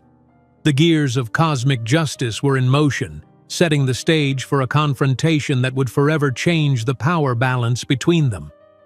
Maya excused herself from a conversation with the mayor to check her presentation one final time. Finding a quiet corner near the bar, she reviewed her talking points while sipping sparkling water. Her speech would unveil Washington Innovations' most ambitious project yet, an integrated transportation grid designed to connect historically isolated neighborhoods with employment centers, reducing commute times by 60% while cutting carbon emissions by 75%. "Mom," Trinity's voice came through her discreet earpiece.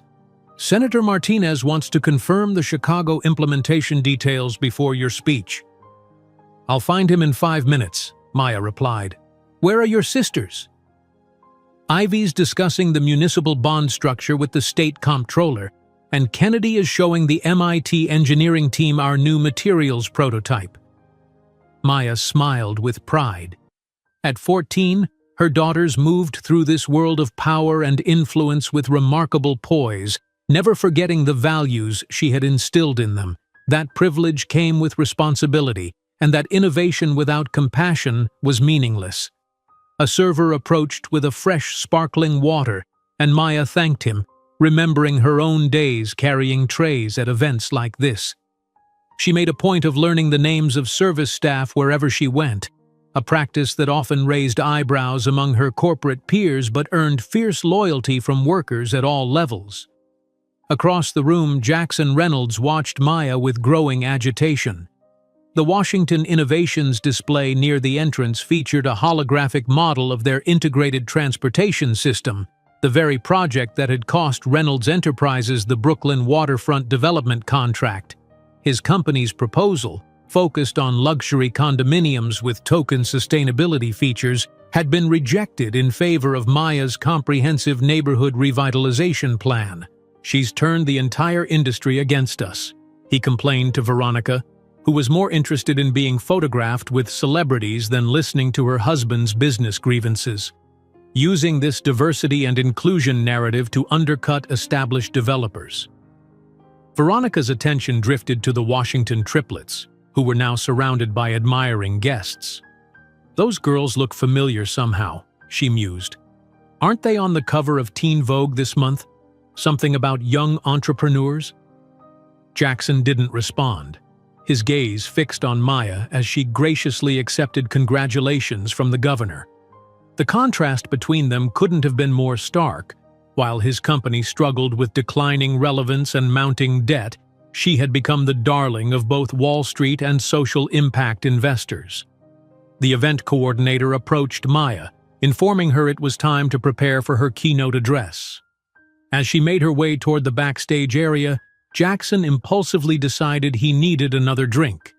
He headed for the bar, his path intersecting with Maya's for the first time in 15 years. As the helicopter of Washington Innovations approached the Metropolitan Museum, Maya didn't imagine that, among the guests looking up, was Jackson Reynolds, the man who had discarded her as inadequate 15 years earlier, now bitterly watching the logo of the company that was systematically defeating his own.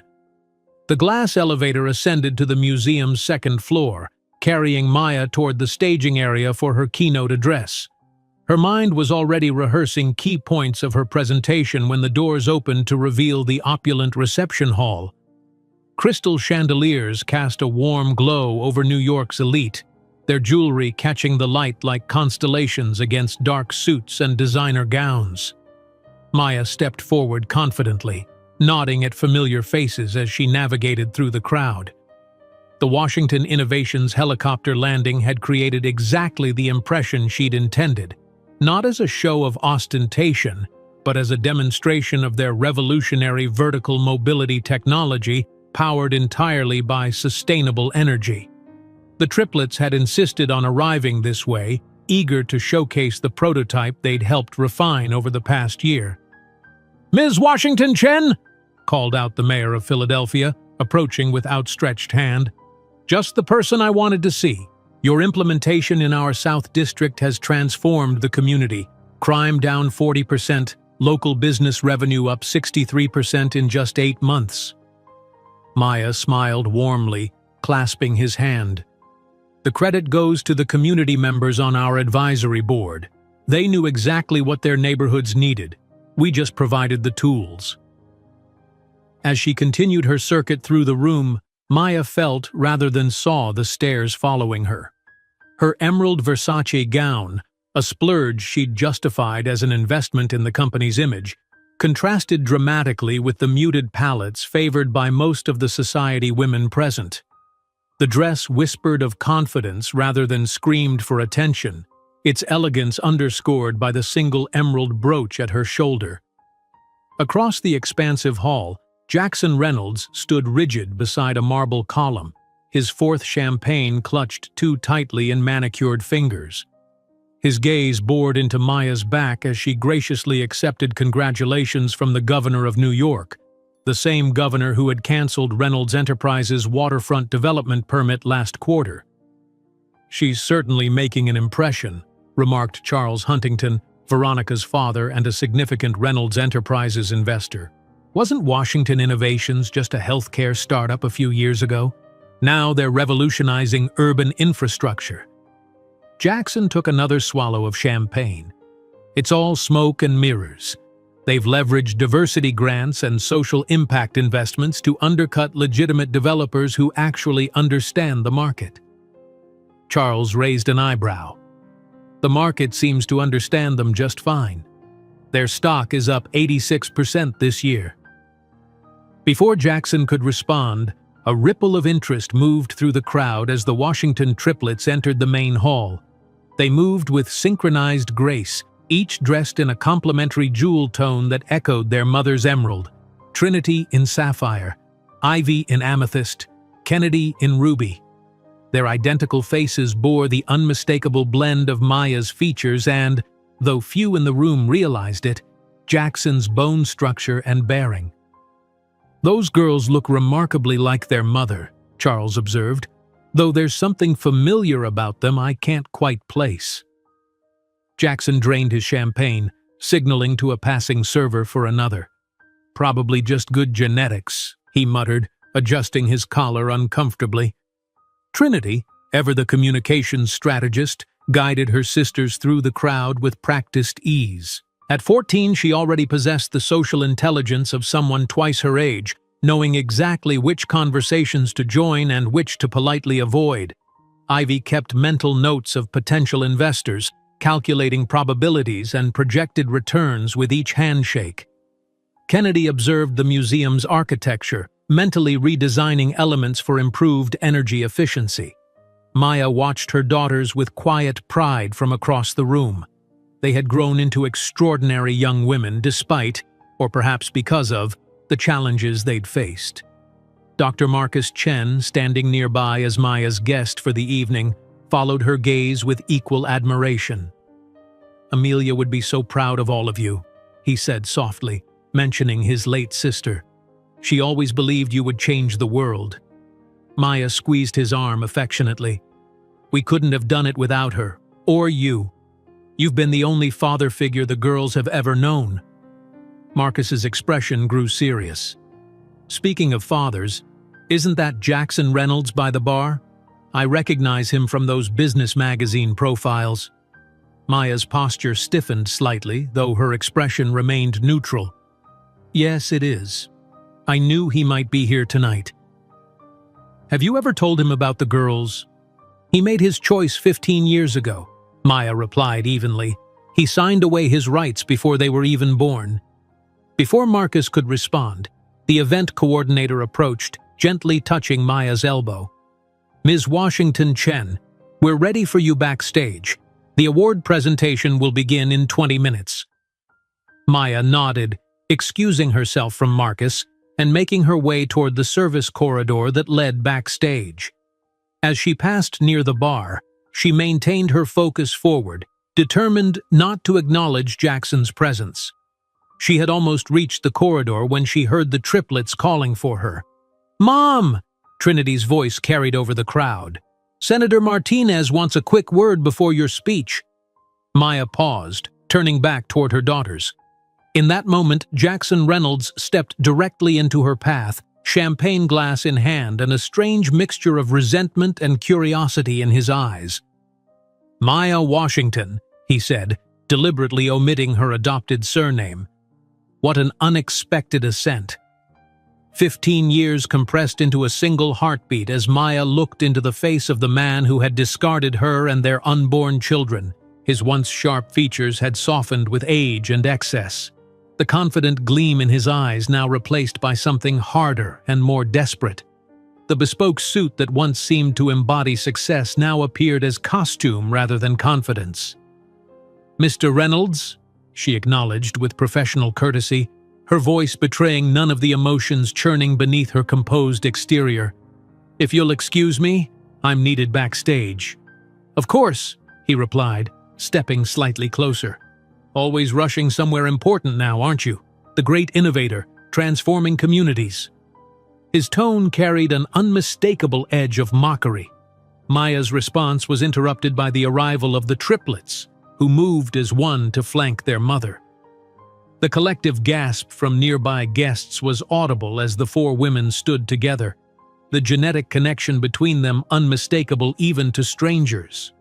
Jackson froze, his champagne glass suspended halfway to his lips as he took in the three teenagers.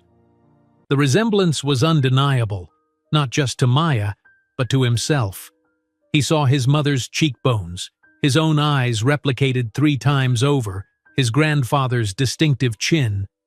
"Mom?" Trinity said smoothly, seemingly oblivious to Jackson's shocked stare. "Senator Martinez is waiting in the East Gallery whenever you're ready. Tell him I'll be there shortly, sweetheart," Maya replied, maintaining perfect composure despite the tension crackling in the air. Jackson couldn't tear his gaze from the triplets. These are your daughters?" he finally managed, his voice uncharacteristically unsteady. "Yes," Maya answered simply. "Trinity, Ivy, and Kennedy Washington Chen. Girls, this is Mr. Reynolds, CEO of Reynolds Enterprises."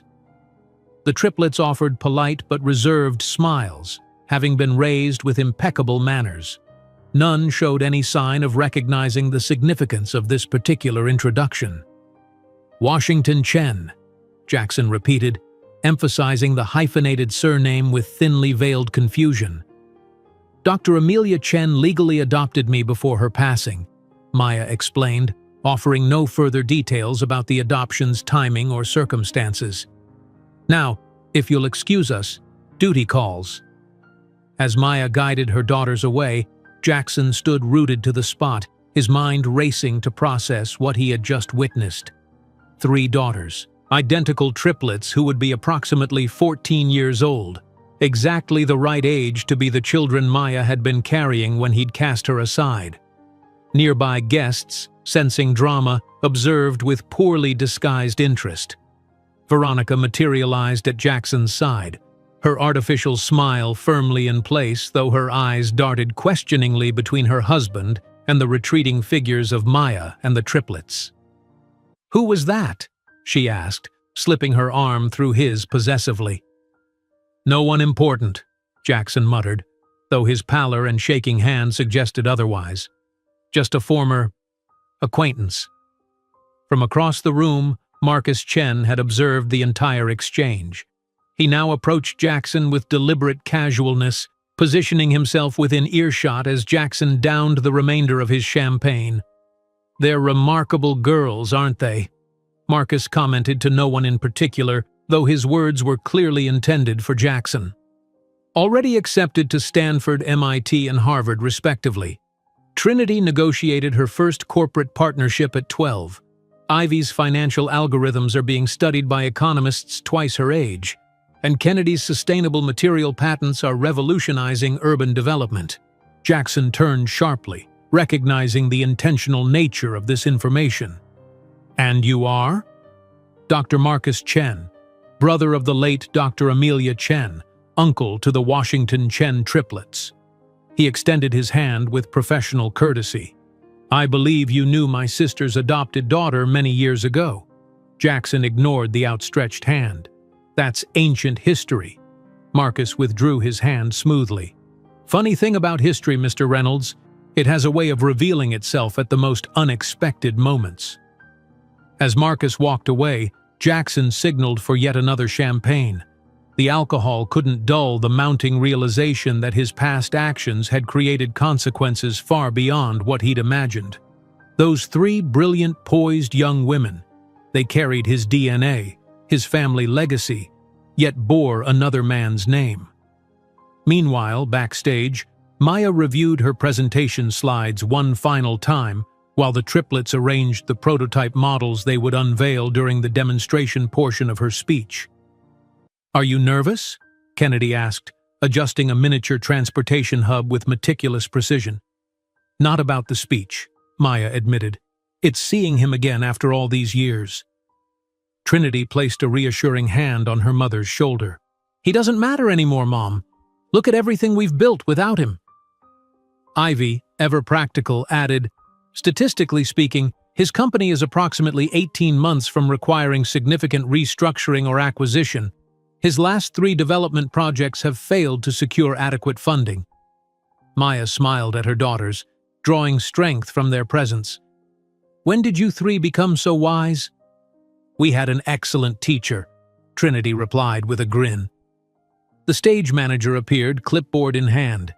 "5 minutes, Ms. Washington Chen. The governor is about to begin your introduction." Maya straightened her shoulders, adjusting her emerald brooch one final time. Tonight's presentation would unveil Washington Innovation's most ambitious project yet, a comprehensive urban mobility system that would connect 5 major cities, creating economic corridors between historically isolated communities. As she waited in the wings, Maya caught a glimpse of Jackson taking a seat in the audience, his expression still stunned from their encounter. The sight no longer stirred the pain it once would have. Instead, she felt a strange sense of completion, a circle closing after 15 years. When the governor announced her name, applause filled the grand hall. Maya stepped into the spotlight with the confidence of someone who had fought for every inch of ground she now commanded. Behind her, 3 brilliant daughters prepared to showcase their contributions to a vision that was reshaping America's urban landscape. While Maya walked toward the stage, she didn't notice that Jackson was moving purposefully in her direction, the same man who 15 years earlier had declared she would never belong in this world, now about to discover how profoundly the universe appreciated irony. Maya's presentation had been flawless, her poised delivery earning a standing ovation from the packed ballroom. As the crowd dispersed for intermission before the award ceremony, she found herself momentarily alone at the bar, waiting for a spritz of elderflower without alcohol. The momentary solitude was welcome, a chance to center herself after the emotional turbulence of seeing Jackson again. She closed her eyes briefly, inhaling deeply as she mentally prepared for the second half of the evening. Always the Bronx girl trying to show off. The voice behind her carried 15 years of disdain compressed into 8 words. Maya felt an involuntary chill run down her spine before she even turned around. That cadence, that particular tone of aristocratic condescension, it had haunted her darkest memories for years before she'd finally exorcised it. Maya turned slowly, her emerald gown catching the light as she pivoted to face Jackson Reynolds. He stood less than a meter away, clutching an expensive champagne flute, his Italian suit impeccably tailored yet somehow failing to conceal the beginnings of a middle-aged paunch. Beside him, Veronica Huntington Reynolds observed the scene with evident discomfort, her surgically enhanced features struggling to maintain a neutral expression. "Jackson," Maya acknowledged, her voice carrying a calm that surprised even herself. How unexpected! Unexpected is seeing how far someone can get playing the diversity and inclusion game, he retorted, malice barely disguised in his tone. But I can see from your security detail that you still fear not belonging in this world. What Jackson failed to immediately register was that the entire salon had fallen silent. The tension in the air was palpable as all eyes converged on their confrontation. The governor of New York, 3 senators, and dozens of influential CEOs watched intently, many discreetly activating smartphone recording functions. "Mr. Reynolds?" Maya responded, her serene voice echoing in the sudden silence. "While you were busy losing 62% of Reynolds Enterprises' market value over the past 2 decades, I built something that actually matters to ordinary people." Jackson laughed nervously, belatedly noticing the attention they had attracted. "Ordinary people don't fly in helicopters, Maya." "No, but they deserve safe, accessible, sustainable transportation," she countered, "something your limited vision of urban development never comprehended." It was at this precise moment that the Washington Triplets approached, each carrying tablets displaying graphs and projections. Jackson's face visibly paled at the sight of the 3 teenagers side by side. It was like facing a triple mirror reflecting the past, showing him the magnitude of his betrayal in perfect genetic symmetry. "Mother," Trinity interrupted with calculated precision, "Senator Martinez would like to confirm the details of the Chicago implementation." "One moment, darling," Maya responded before turning back to Jackson. "Allow me to introduce my daughters, Trinity, Ivy, and Kennedy Washington." She paused deliberately. "Our daughters, actually." The murmur that swept through the salon was instantaneous. Veronica took a step backward, shocked by the revelation. Nearby, a Wall Street Journal reporter discreetly activated the recorder on his smartphone. That's not possible," Jackson stammered, his aristocratic composure crumbling rapidly.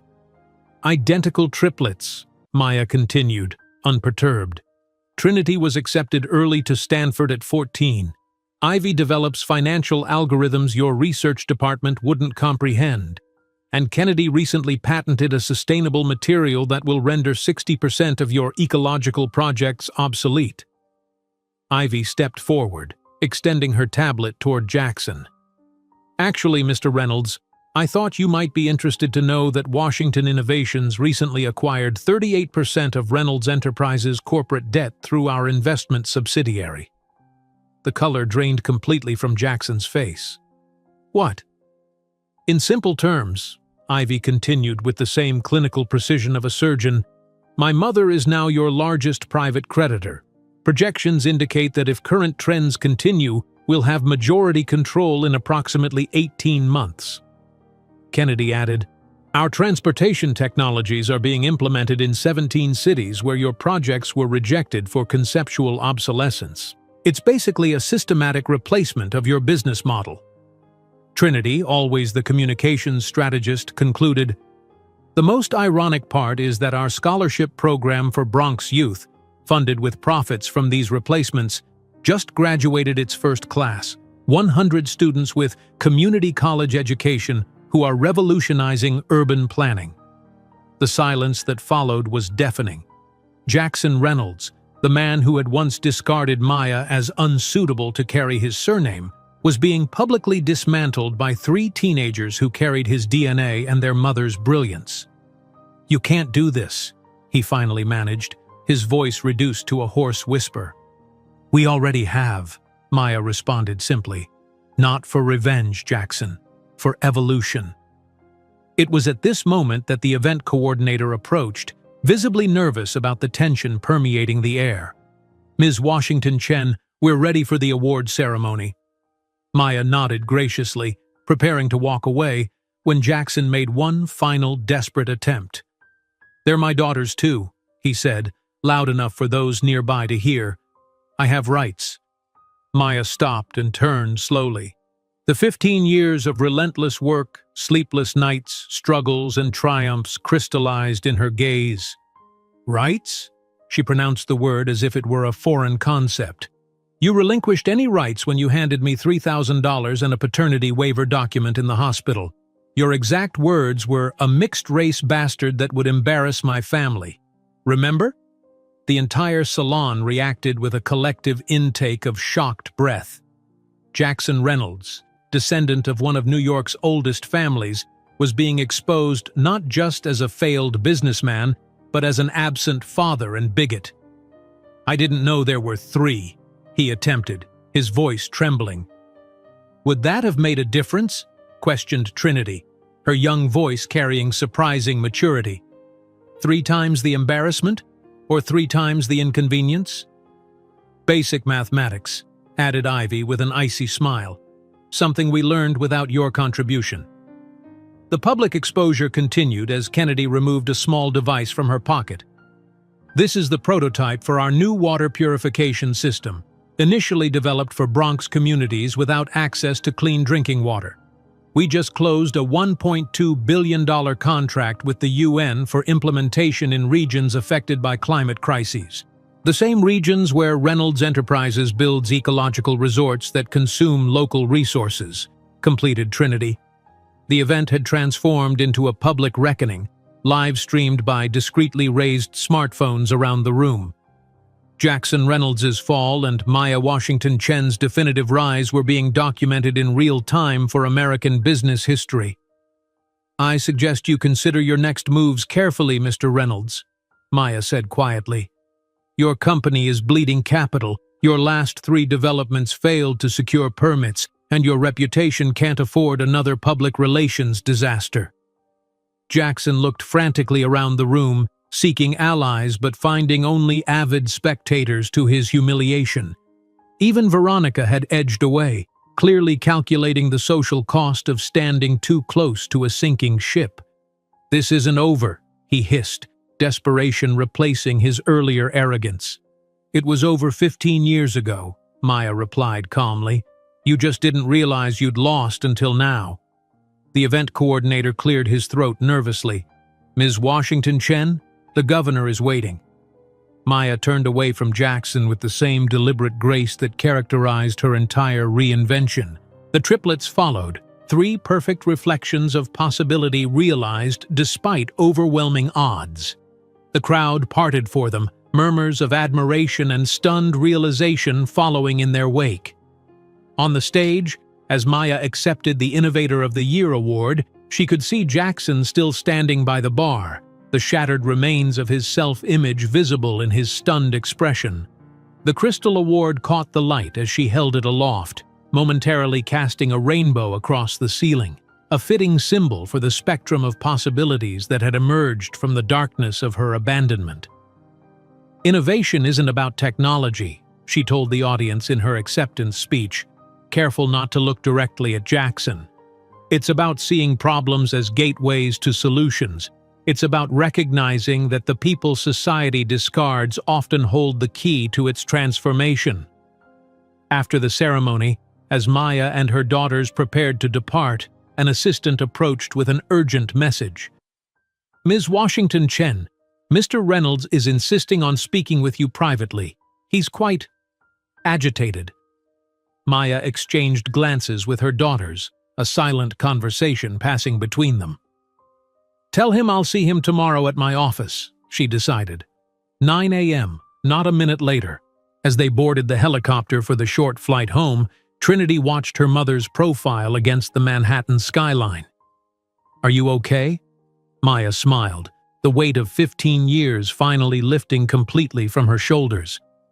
"I'm better than okay. For the first time since that night, I feel truly free." Kennedy leaned forward from her seat. He seemed shocked that we existed. Did he really never try to find out what happened after he left? "Some people are only capable of looking forward when it serves their interests," Maya explained. "They never look back to see the consequences of their actions." Ivy, ever practical, consulted her tablet. "Based on today's events and the market's likely reaction, we should prepare for acquisition proceedings to accelerate.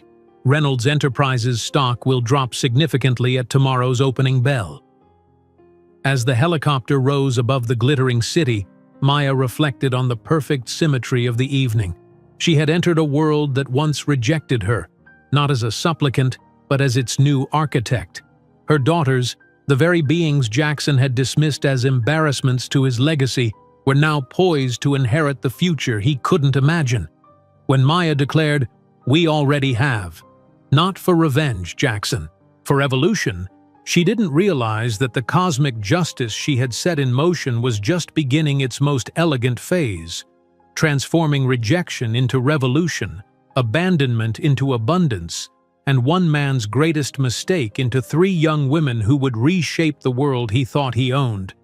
The morning sun streamed through the floor-to-ceiling windows of Maya's penthouse as she awoke to her phone vibrating incessantly on the nightstand. 37 missed calls, 129 unread messages, all accumulated in the few hours since she'd silenced her devices after returning from the Metropolitan Museum Gala. She reached for her tablet, sensing that the confrontation with Jackson had already ignited a firestorm. The New York Times digital front page loaded, displaying a photograph that captured perfectly the power shift. Maya Washington Chen on stage receiving the Innovator of the Year award, her posture regal and confident, while in the background, Jackson Reynolds watched with an expression of devastation, evident even from a distance. The headline pulled no punches. The Revenge of Success: How Maya Washington Chen Transformed Abandonment into Billion-Dollar Empire. Maya sat up in bed, scrolling through the article with increasing disbelief. The Wall Street Journal reporter's recording had made its way to every major news outlet overnight. Jackson's dismissive comments, her measured responses, and most explosively, the revelation about the triplets' paternity, all were being dissected in excruciating detail across the media landscape. A soft knock at her bedroom door preceded Trinity's entrance. Unlike her usually composed self, her daughter's eyes were red-rimmed, her expression troubled. "Everyone at school knows," she said quietly, sliding onto the edge of the bed. "Someone sent the recording to the entire student body." Ivy and Kennedy appeared in the doorway, equally subdued. For teenagers accustomed to controlling their public narrative with meticulous precision, this sudden exposure felt like a violation. Kennedy, always the most introspective of the three, finally asked the question they'd been holding since the confrontation. "Why did you never tell us about him?" Maya patted the bed, inviting all three to join her. They arranged themselves around her, suddenly looking younger than their 14 years, seeking answers to questions she'd hoped to address on her own terms, not forced by circumstance. "Because the story of who you are doesn't begin with abandonment," Maya said, meeting each daughter's eyes in turn. "It begins with choice. My choice to create a family based on love, not defined by rejection." Ivy, ever the pragmatist, frowned slightly. "But he is our biological father. That alters our projections of life outcomes, our genetic predispositions, our—" "Genetically, yes," Maya interrupted gently. "But a father is much more than DNA. It's presence, it's daily choice, it's sacrifice." She smiled softly. "Like Uncle Marcus, who spent nights helping with your science projects even after 12-hour hospital shifts." The triplets exchanged glances, their identical features reflecting varying degrees of processing this revelation. Trinity, always attuned to human dynamics, asked what her sisters hesitated to verbalize. "Do you think he'll try to be part of our lives now?" Before Maya could respond, her phone chimed with an urgent message from her executive assistant. "Mr. Reynolds is in the Washington Innovations lobby, demanding to see you. Security awaiting instructions." Maya exhaled slowly. "It seems we'll find out sooner rather than later." She instructed her assistant to escort Jackson to the public atrium rather than her private office, a deliberate choice to ensure their conversation would have witnesses. After dressing with careful consideration in a tailored Chanel suit that projected confidence and authority, Maya gathered her daughters. "You don't have to meet him if you don't want to," she assured them. "This is entirely your choice." The triplets conferred silently through glances and subtle gestures, their lifelong method of communication that often left others feeling excluded. We'll be in the conference room adjacent to the atrium, Trinity decided for the group. Close enough to intervene if needed, but giving you space for this conversation. 40 minutes later, Maya descended in the private elevator to Washington Innovation's ground floor. The architectural marvel of the atrium, with its sustainable vertical garden and natural light maximization, stood in stark contrast to the harsh conversation about to unfold. Employees and visitors moved through the space, making private discussion impossible, exactly as Maya had intended. Jackson paced near the central water feature, looking simultaneously arrogant and defeated. His designer suit appeared slept in, his eyes bloodshot from what Maya suspected was a night of drinking rather than reflection. When he spotted her, he straightened his posture in a transparent attempt to reassert dominance. "We need to talk privately," he demanded as she approached. "We have nothing that requires privacy," Maya replied calmly, indicating a set of chairs positioned in full view of the atrium's occupants. 15 minutes is all I can offer." Reluctantly, Jackson sat, his eyes darting around at the witnesses to his diminishment. "You planned that entire scene last night, didn't you? The public humiliation, the revelations, all orchestrated to destroy me." Maya studied him with genuine curiosity. "You really believe I organized my entire life around you? That I built a billion-dollar company, raised 3 extraordinary daughters, and revolutionized urban transportation? All for a moment of revenge?" For the first time, Jackson appeared genuinely uncomfortable, the reality of his irrelevance in her journey beginning to penetrate his ego. "Then why expose everything publicly?" "I didn't initiate that conversation, Jackson. You approached me, insulted me, and questioned my belonging in a world I've helped improve." She paused, looking directly into his eyes. "The truth is, you became irrelevant to my story a long time ago. What happened last night was simply you finally realizing it." Jackson shifted tactics, his expression softening into an imitation of remorse. "I want to know my daughters, Maya. They're Reynolds, too." "Washington," she corrected firmly. "They are Washington, and the decision to know you or not rests exclusively with them.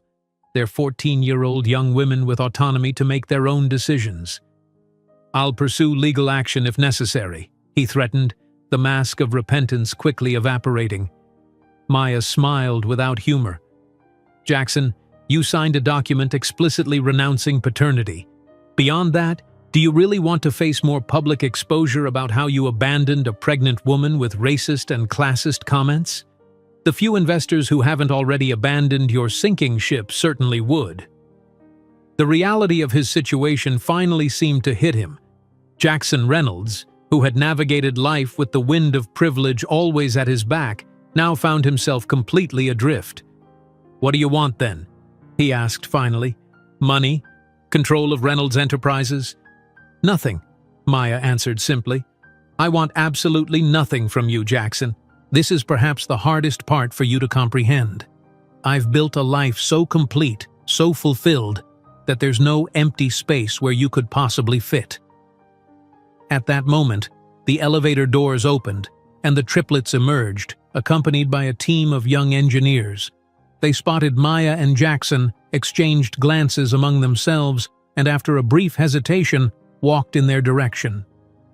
"Ms. Washington," Jackson stood quickly, attempting to compose himself. "I would very much like to—" "Mr. Reynolds," Trinity interrupted with glacial politeness. "We appreciate your sudden interest, but we have quite a busy schedule. We've just returned from a meeting with the mayor about the Queen's expansion," Ivy explained. "And we have a video conference with the Tokyo team in 20 minutes, Kennedy completed. The three spoke with the perfect synchronization of those who shared not just identical appearance, but a deep connection of thought and purpose. "Perhaps we could schedule lunch?" Jackson suggested, his voice betraying desperation. "I'd like to get to know you better."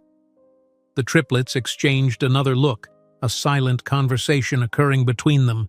Finally, Trinity responded, "Perhaps in the future. At present, we're focused on our projects and our mother's well-being. The only person who never abandoned us," Kennedy added softly. Jackson felt the weight of those words like a physical blow. The rejection, polite but definitive, echoed his own cruelty 15 years earlier. "I understand," he murmured, finally grasping the magnitude of what he had lost. Not just a family, but the chance to be part of something truly extraordinary. As he walked away, defeated, Maya observed with a strange sense of closure. There was no triumph in her heart, only the tranquility of someone finally free from a weight she hadn't realized she still carried.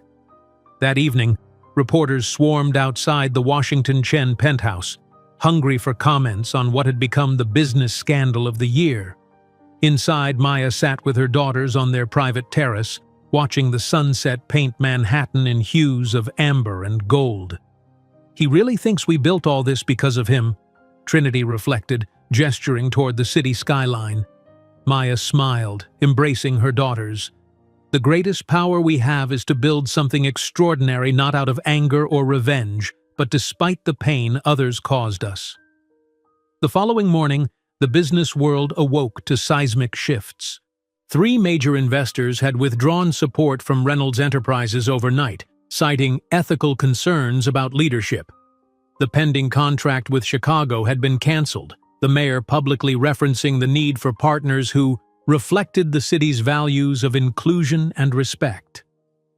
Maya watched Reynolds Enterprises' stock plummet 37% from her office, feeling not satisfaction but a sense of cosmic balance. The market was simply correcting a long-overdue valuation error, rewarding innovation and integrity while punishing stagnation and prejudice.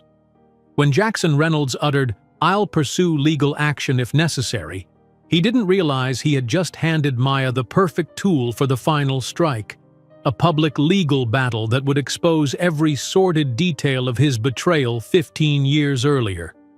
The word legal action hung in the air between them like a desperate final play from a man who had already lost the game. Maya's expression didn't change as she watched Jackson's retreating figure cross the atrium of Washington Innovations. The emptiness she had expected to feel upon seeing him thoroughly defeated never materialized.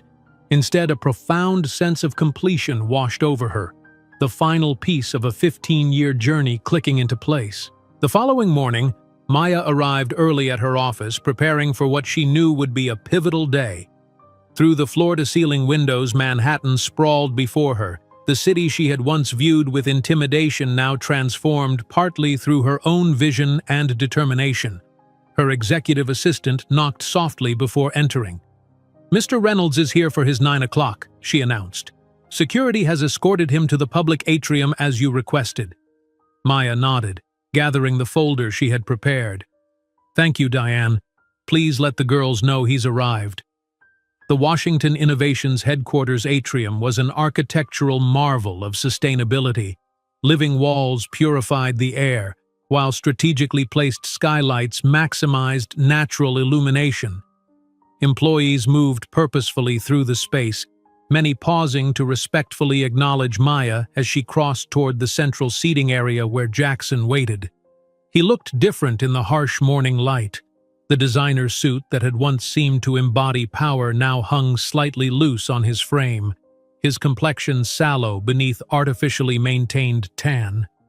The confidence that had once radiated from him now seemed like a poorly maintained facade. "You could have offered your office," Jackson remarked as Maya approached.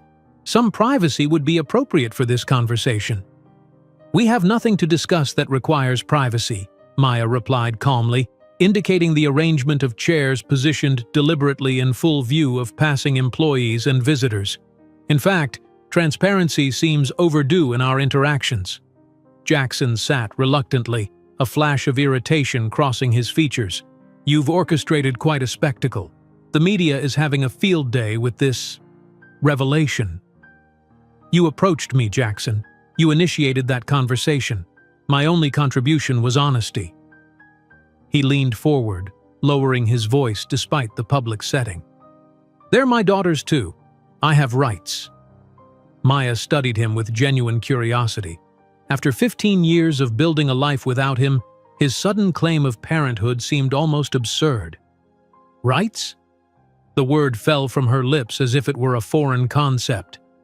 You relinquished any rights when you handed me $3,000 and a paternity waiver document in the hospital. Your exact words were a mixed-race bastard that would embarrass my family.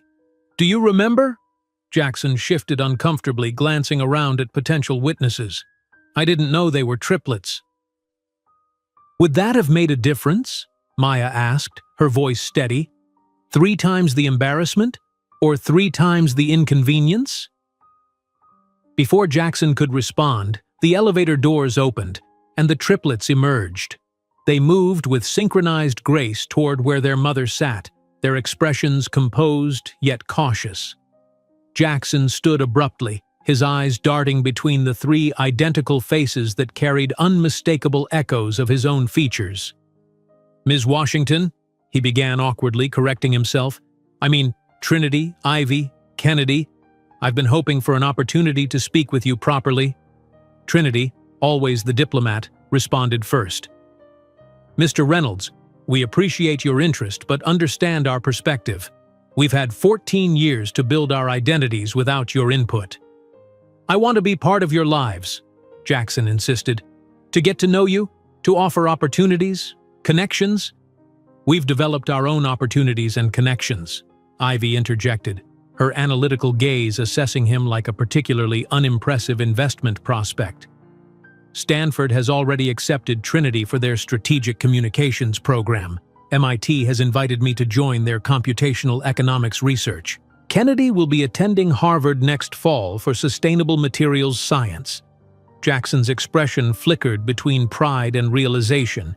These extraordinary young women had achieved excellence completely without his contribution. I'm going to enter a legal petition for visitation rights, he stated, a hint of his old arrogance returning. I have excellent attorneys. Maya remained calm, having anticipated this move. Jackson, you signed a legally binding document renouncing all paternity rights before they were born. Additionally, do you really want court proceedings that would publicly examine your abandonment, the statements you made about their racial background, the psychological evaluation that would assess your 15 years of complete disinterest, followed by sudden attention after discovering their exceptional abilities and our company's success? Kennedy, who had remained silent until now, spoke with quiet precision. The probability of successful litigation is approximately 3%, given the documentation and witness testimony available. The reputational damage to Reynolds Enterprises would be approximately 78% greater than current levels, which are already approaching critical thresholds. Jackson stared at Kennedy, recognition dawning in his eyes, not just of her intelligence but of how thoroughly out of his depth he was with these young women who carried his DNA but none of his limitations. What do you want then? He finally asked, turning back to Maya. Control of Reynolds Enterprises? Money? Revenge? Nothing, Maya answered simply. I want absolutely nothing from you, Jackson. This is perhaps the hardest part for you to comprehend. I've built a life so complete, so fulfilled, that there's no empty space where you could possibly fit. The triplets stood slightly behind their mother, a united front that needed no dramatic declarations. Their presence spoke volumes. 3 extraordinary young women raised with love, purpose, and values entirely without his input. The girls may choose to know you someday, Maya continued. That will be entirely their decision, not mine. But they will do so from a position of strength and choice, not need. Jackson looked defeated, the reality of his situation finally penetrating the armor of privilege and entitlement he'd worn his entire life. I've made mistakes, he admitted quietly. Significant ones. Yes, Maya agreed without malice, starting with seeing people as disposable when they no longer serve your purpose. As if summoned by those words, the morning news alert chimed simultaneously on several devices around the atrium. The screens displayed the opening stock market reports. Reynolds Enterprises had dropped an additional 22% in the first hour of trading. Trinity glanced at her tablet and spoke softly to her mother. The acquisition timeline has accelerated significantly. The board is meeting an emergency session at 11. Ivy added, "Our financial team projects we could secure controlling interest within 10 days at this trajectory." Jackson's face paled as he overheard this exchange. "You're going to destroy everything my family built over 3 generations." Maya regarded him thoughtfully. "No, Jackson. We're going to transform it into something better. Evolution, not destruction." 2 weeks later, Maya stood at the podium in the Reynolds Enterprises headquarters, addressing the assembled employees who watched with a mixture of apprehension and hope. The Wall Street Journal headline that morning had announced, "Washington Innovations acquires controlling interest in Reynolds Enterprises. Today marks not an ending but a beginning," Maya told the nervous staff. "Reynolds Enterprises will become Eudora Foundations, dedicated to creating sustainable, affordable housing in historically underserved communities." She gestured toward the digital rendering projected behind her, a comprehensive urban development featuring mixed-income housing, integrated transportation hubs, and community wellness centers. "No one will lose their job in this transition," Maya continued. "Instead, we're redirecting the considerable talent in this room towards solving real problems for real people. The luxury developments will continue, but they will help subsidize accessible housing at a 3-to-1 ratio." In the back of the room, Jackson Reynolds stood with his arms crossed, watching the company that had been his birthright transformed before his eyes.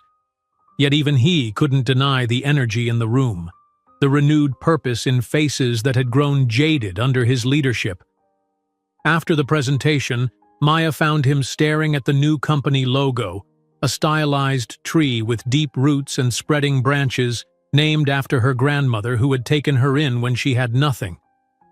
"Why Eudora?" he asked quietly. "My grandmother believed everyone deserves a home where they're valued," Maya replied, "even when all evidence suggests otherwise." Jackson nodded slowly. "The design is good, better than what we had planned for the Brooklyn waterfront."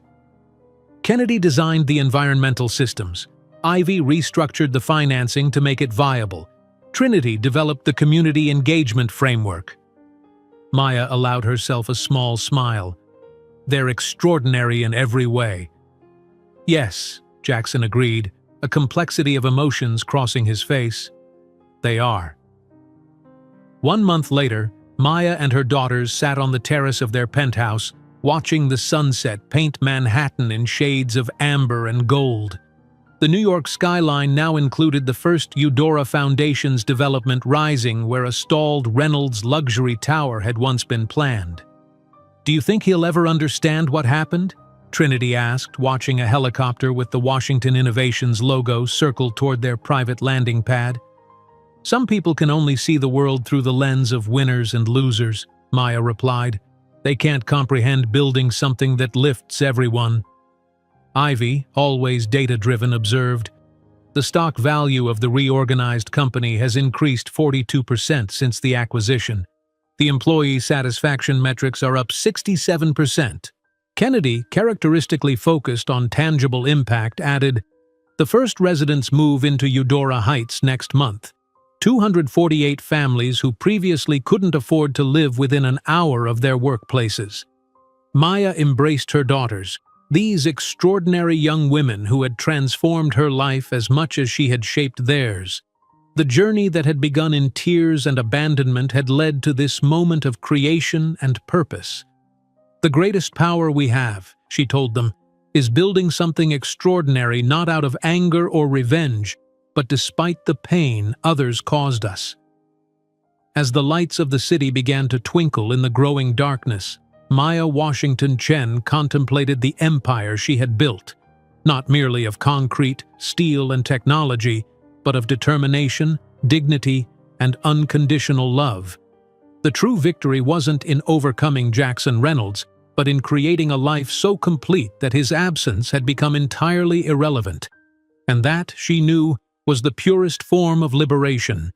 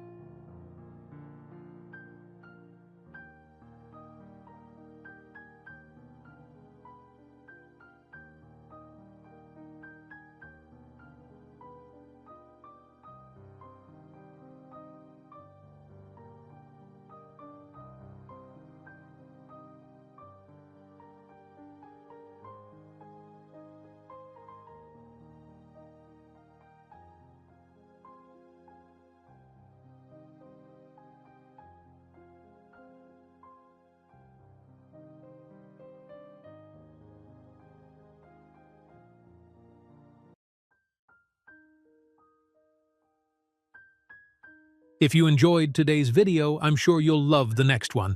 Don't waste time. Just click on the screen.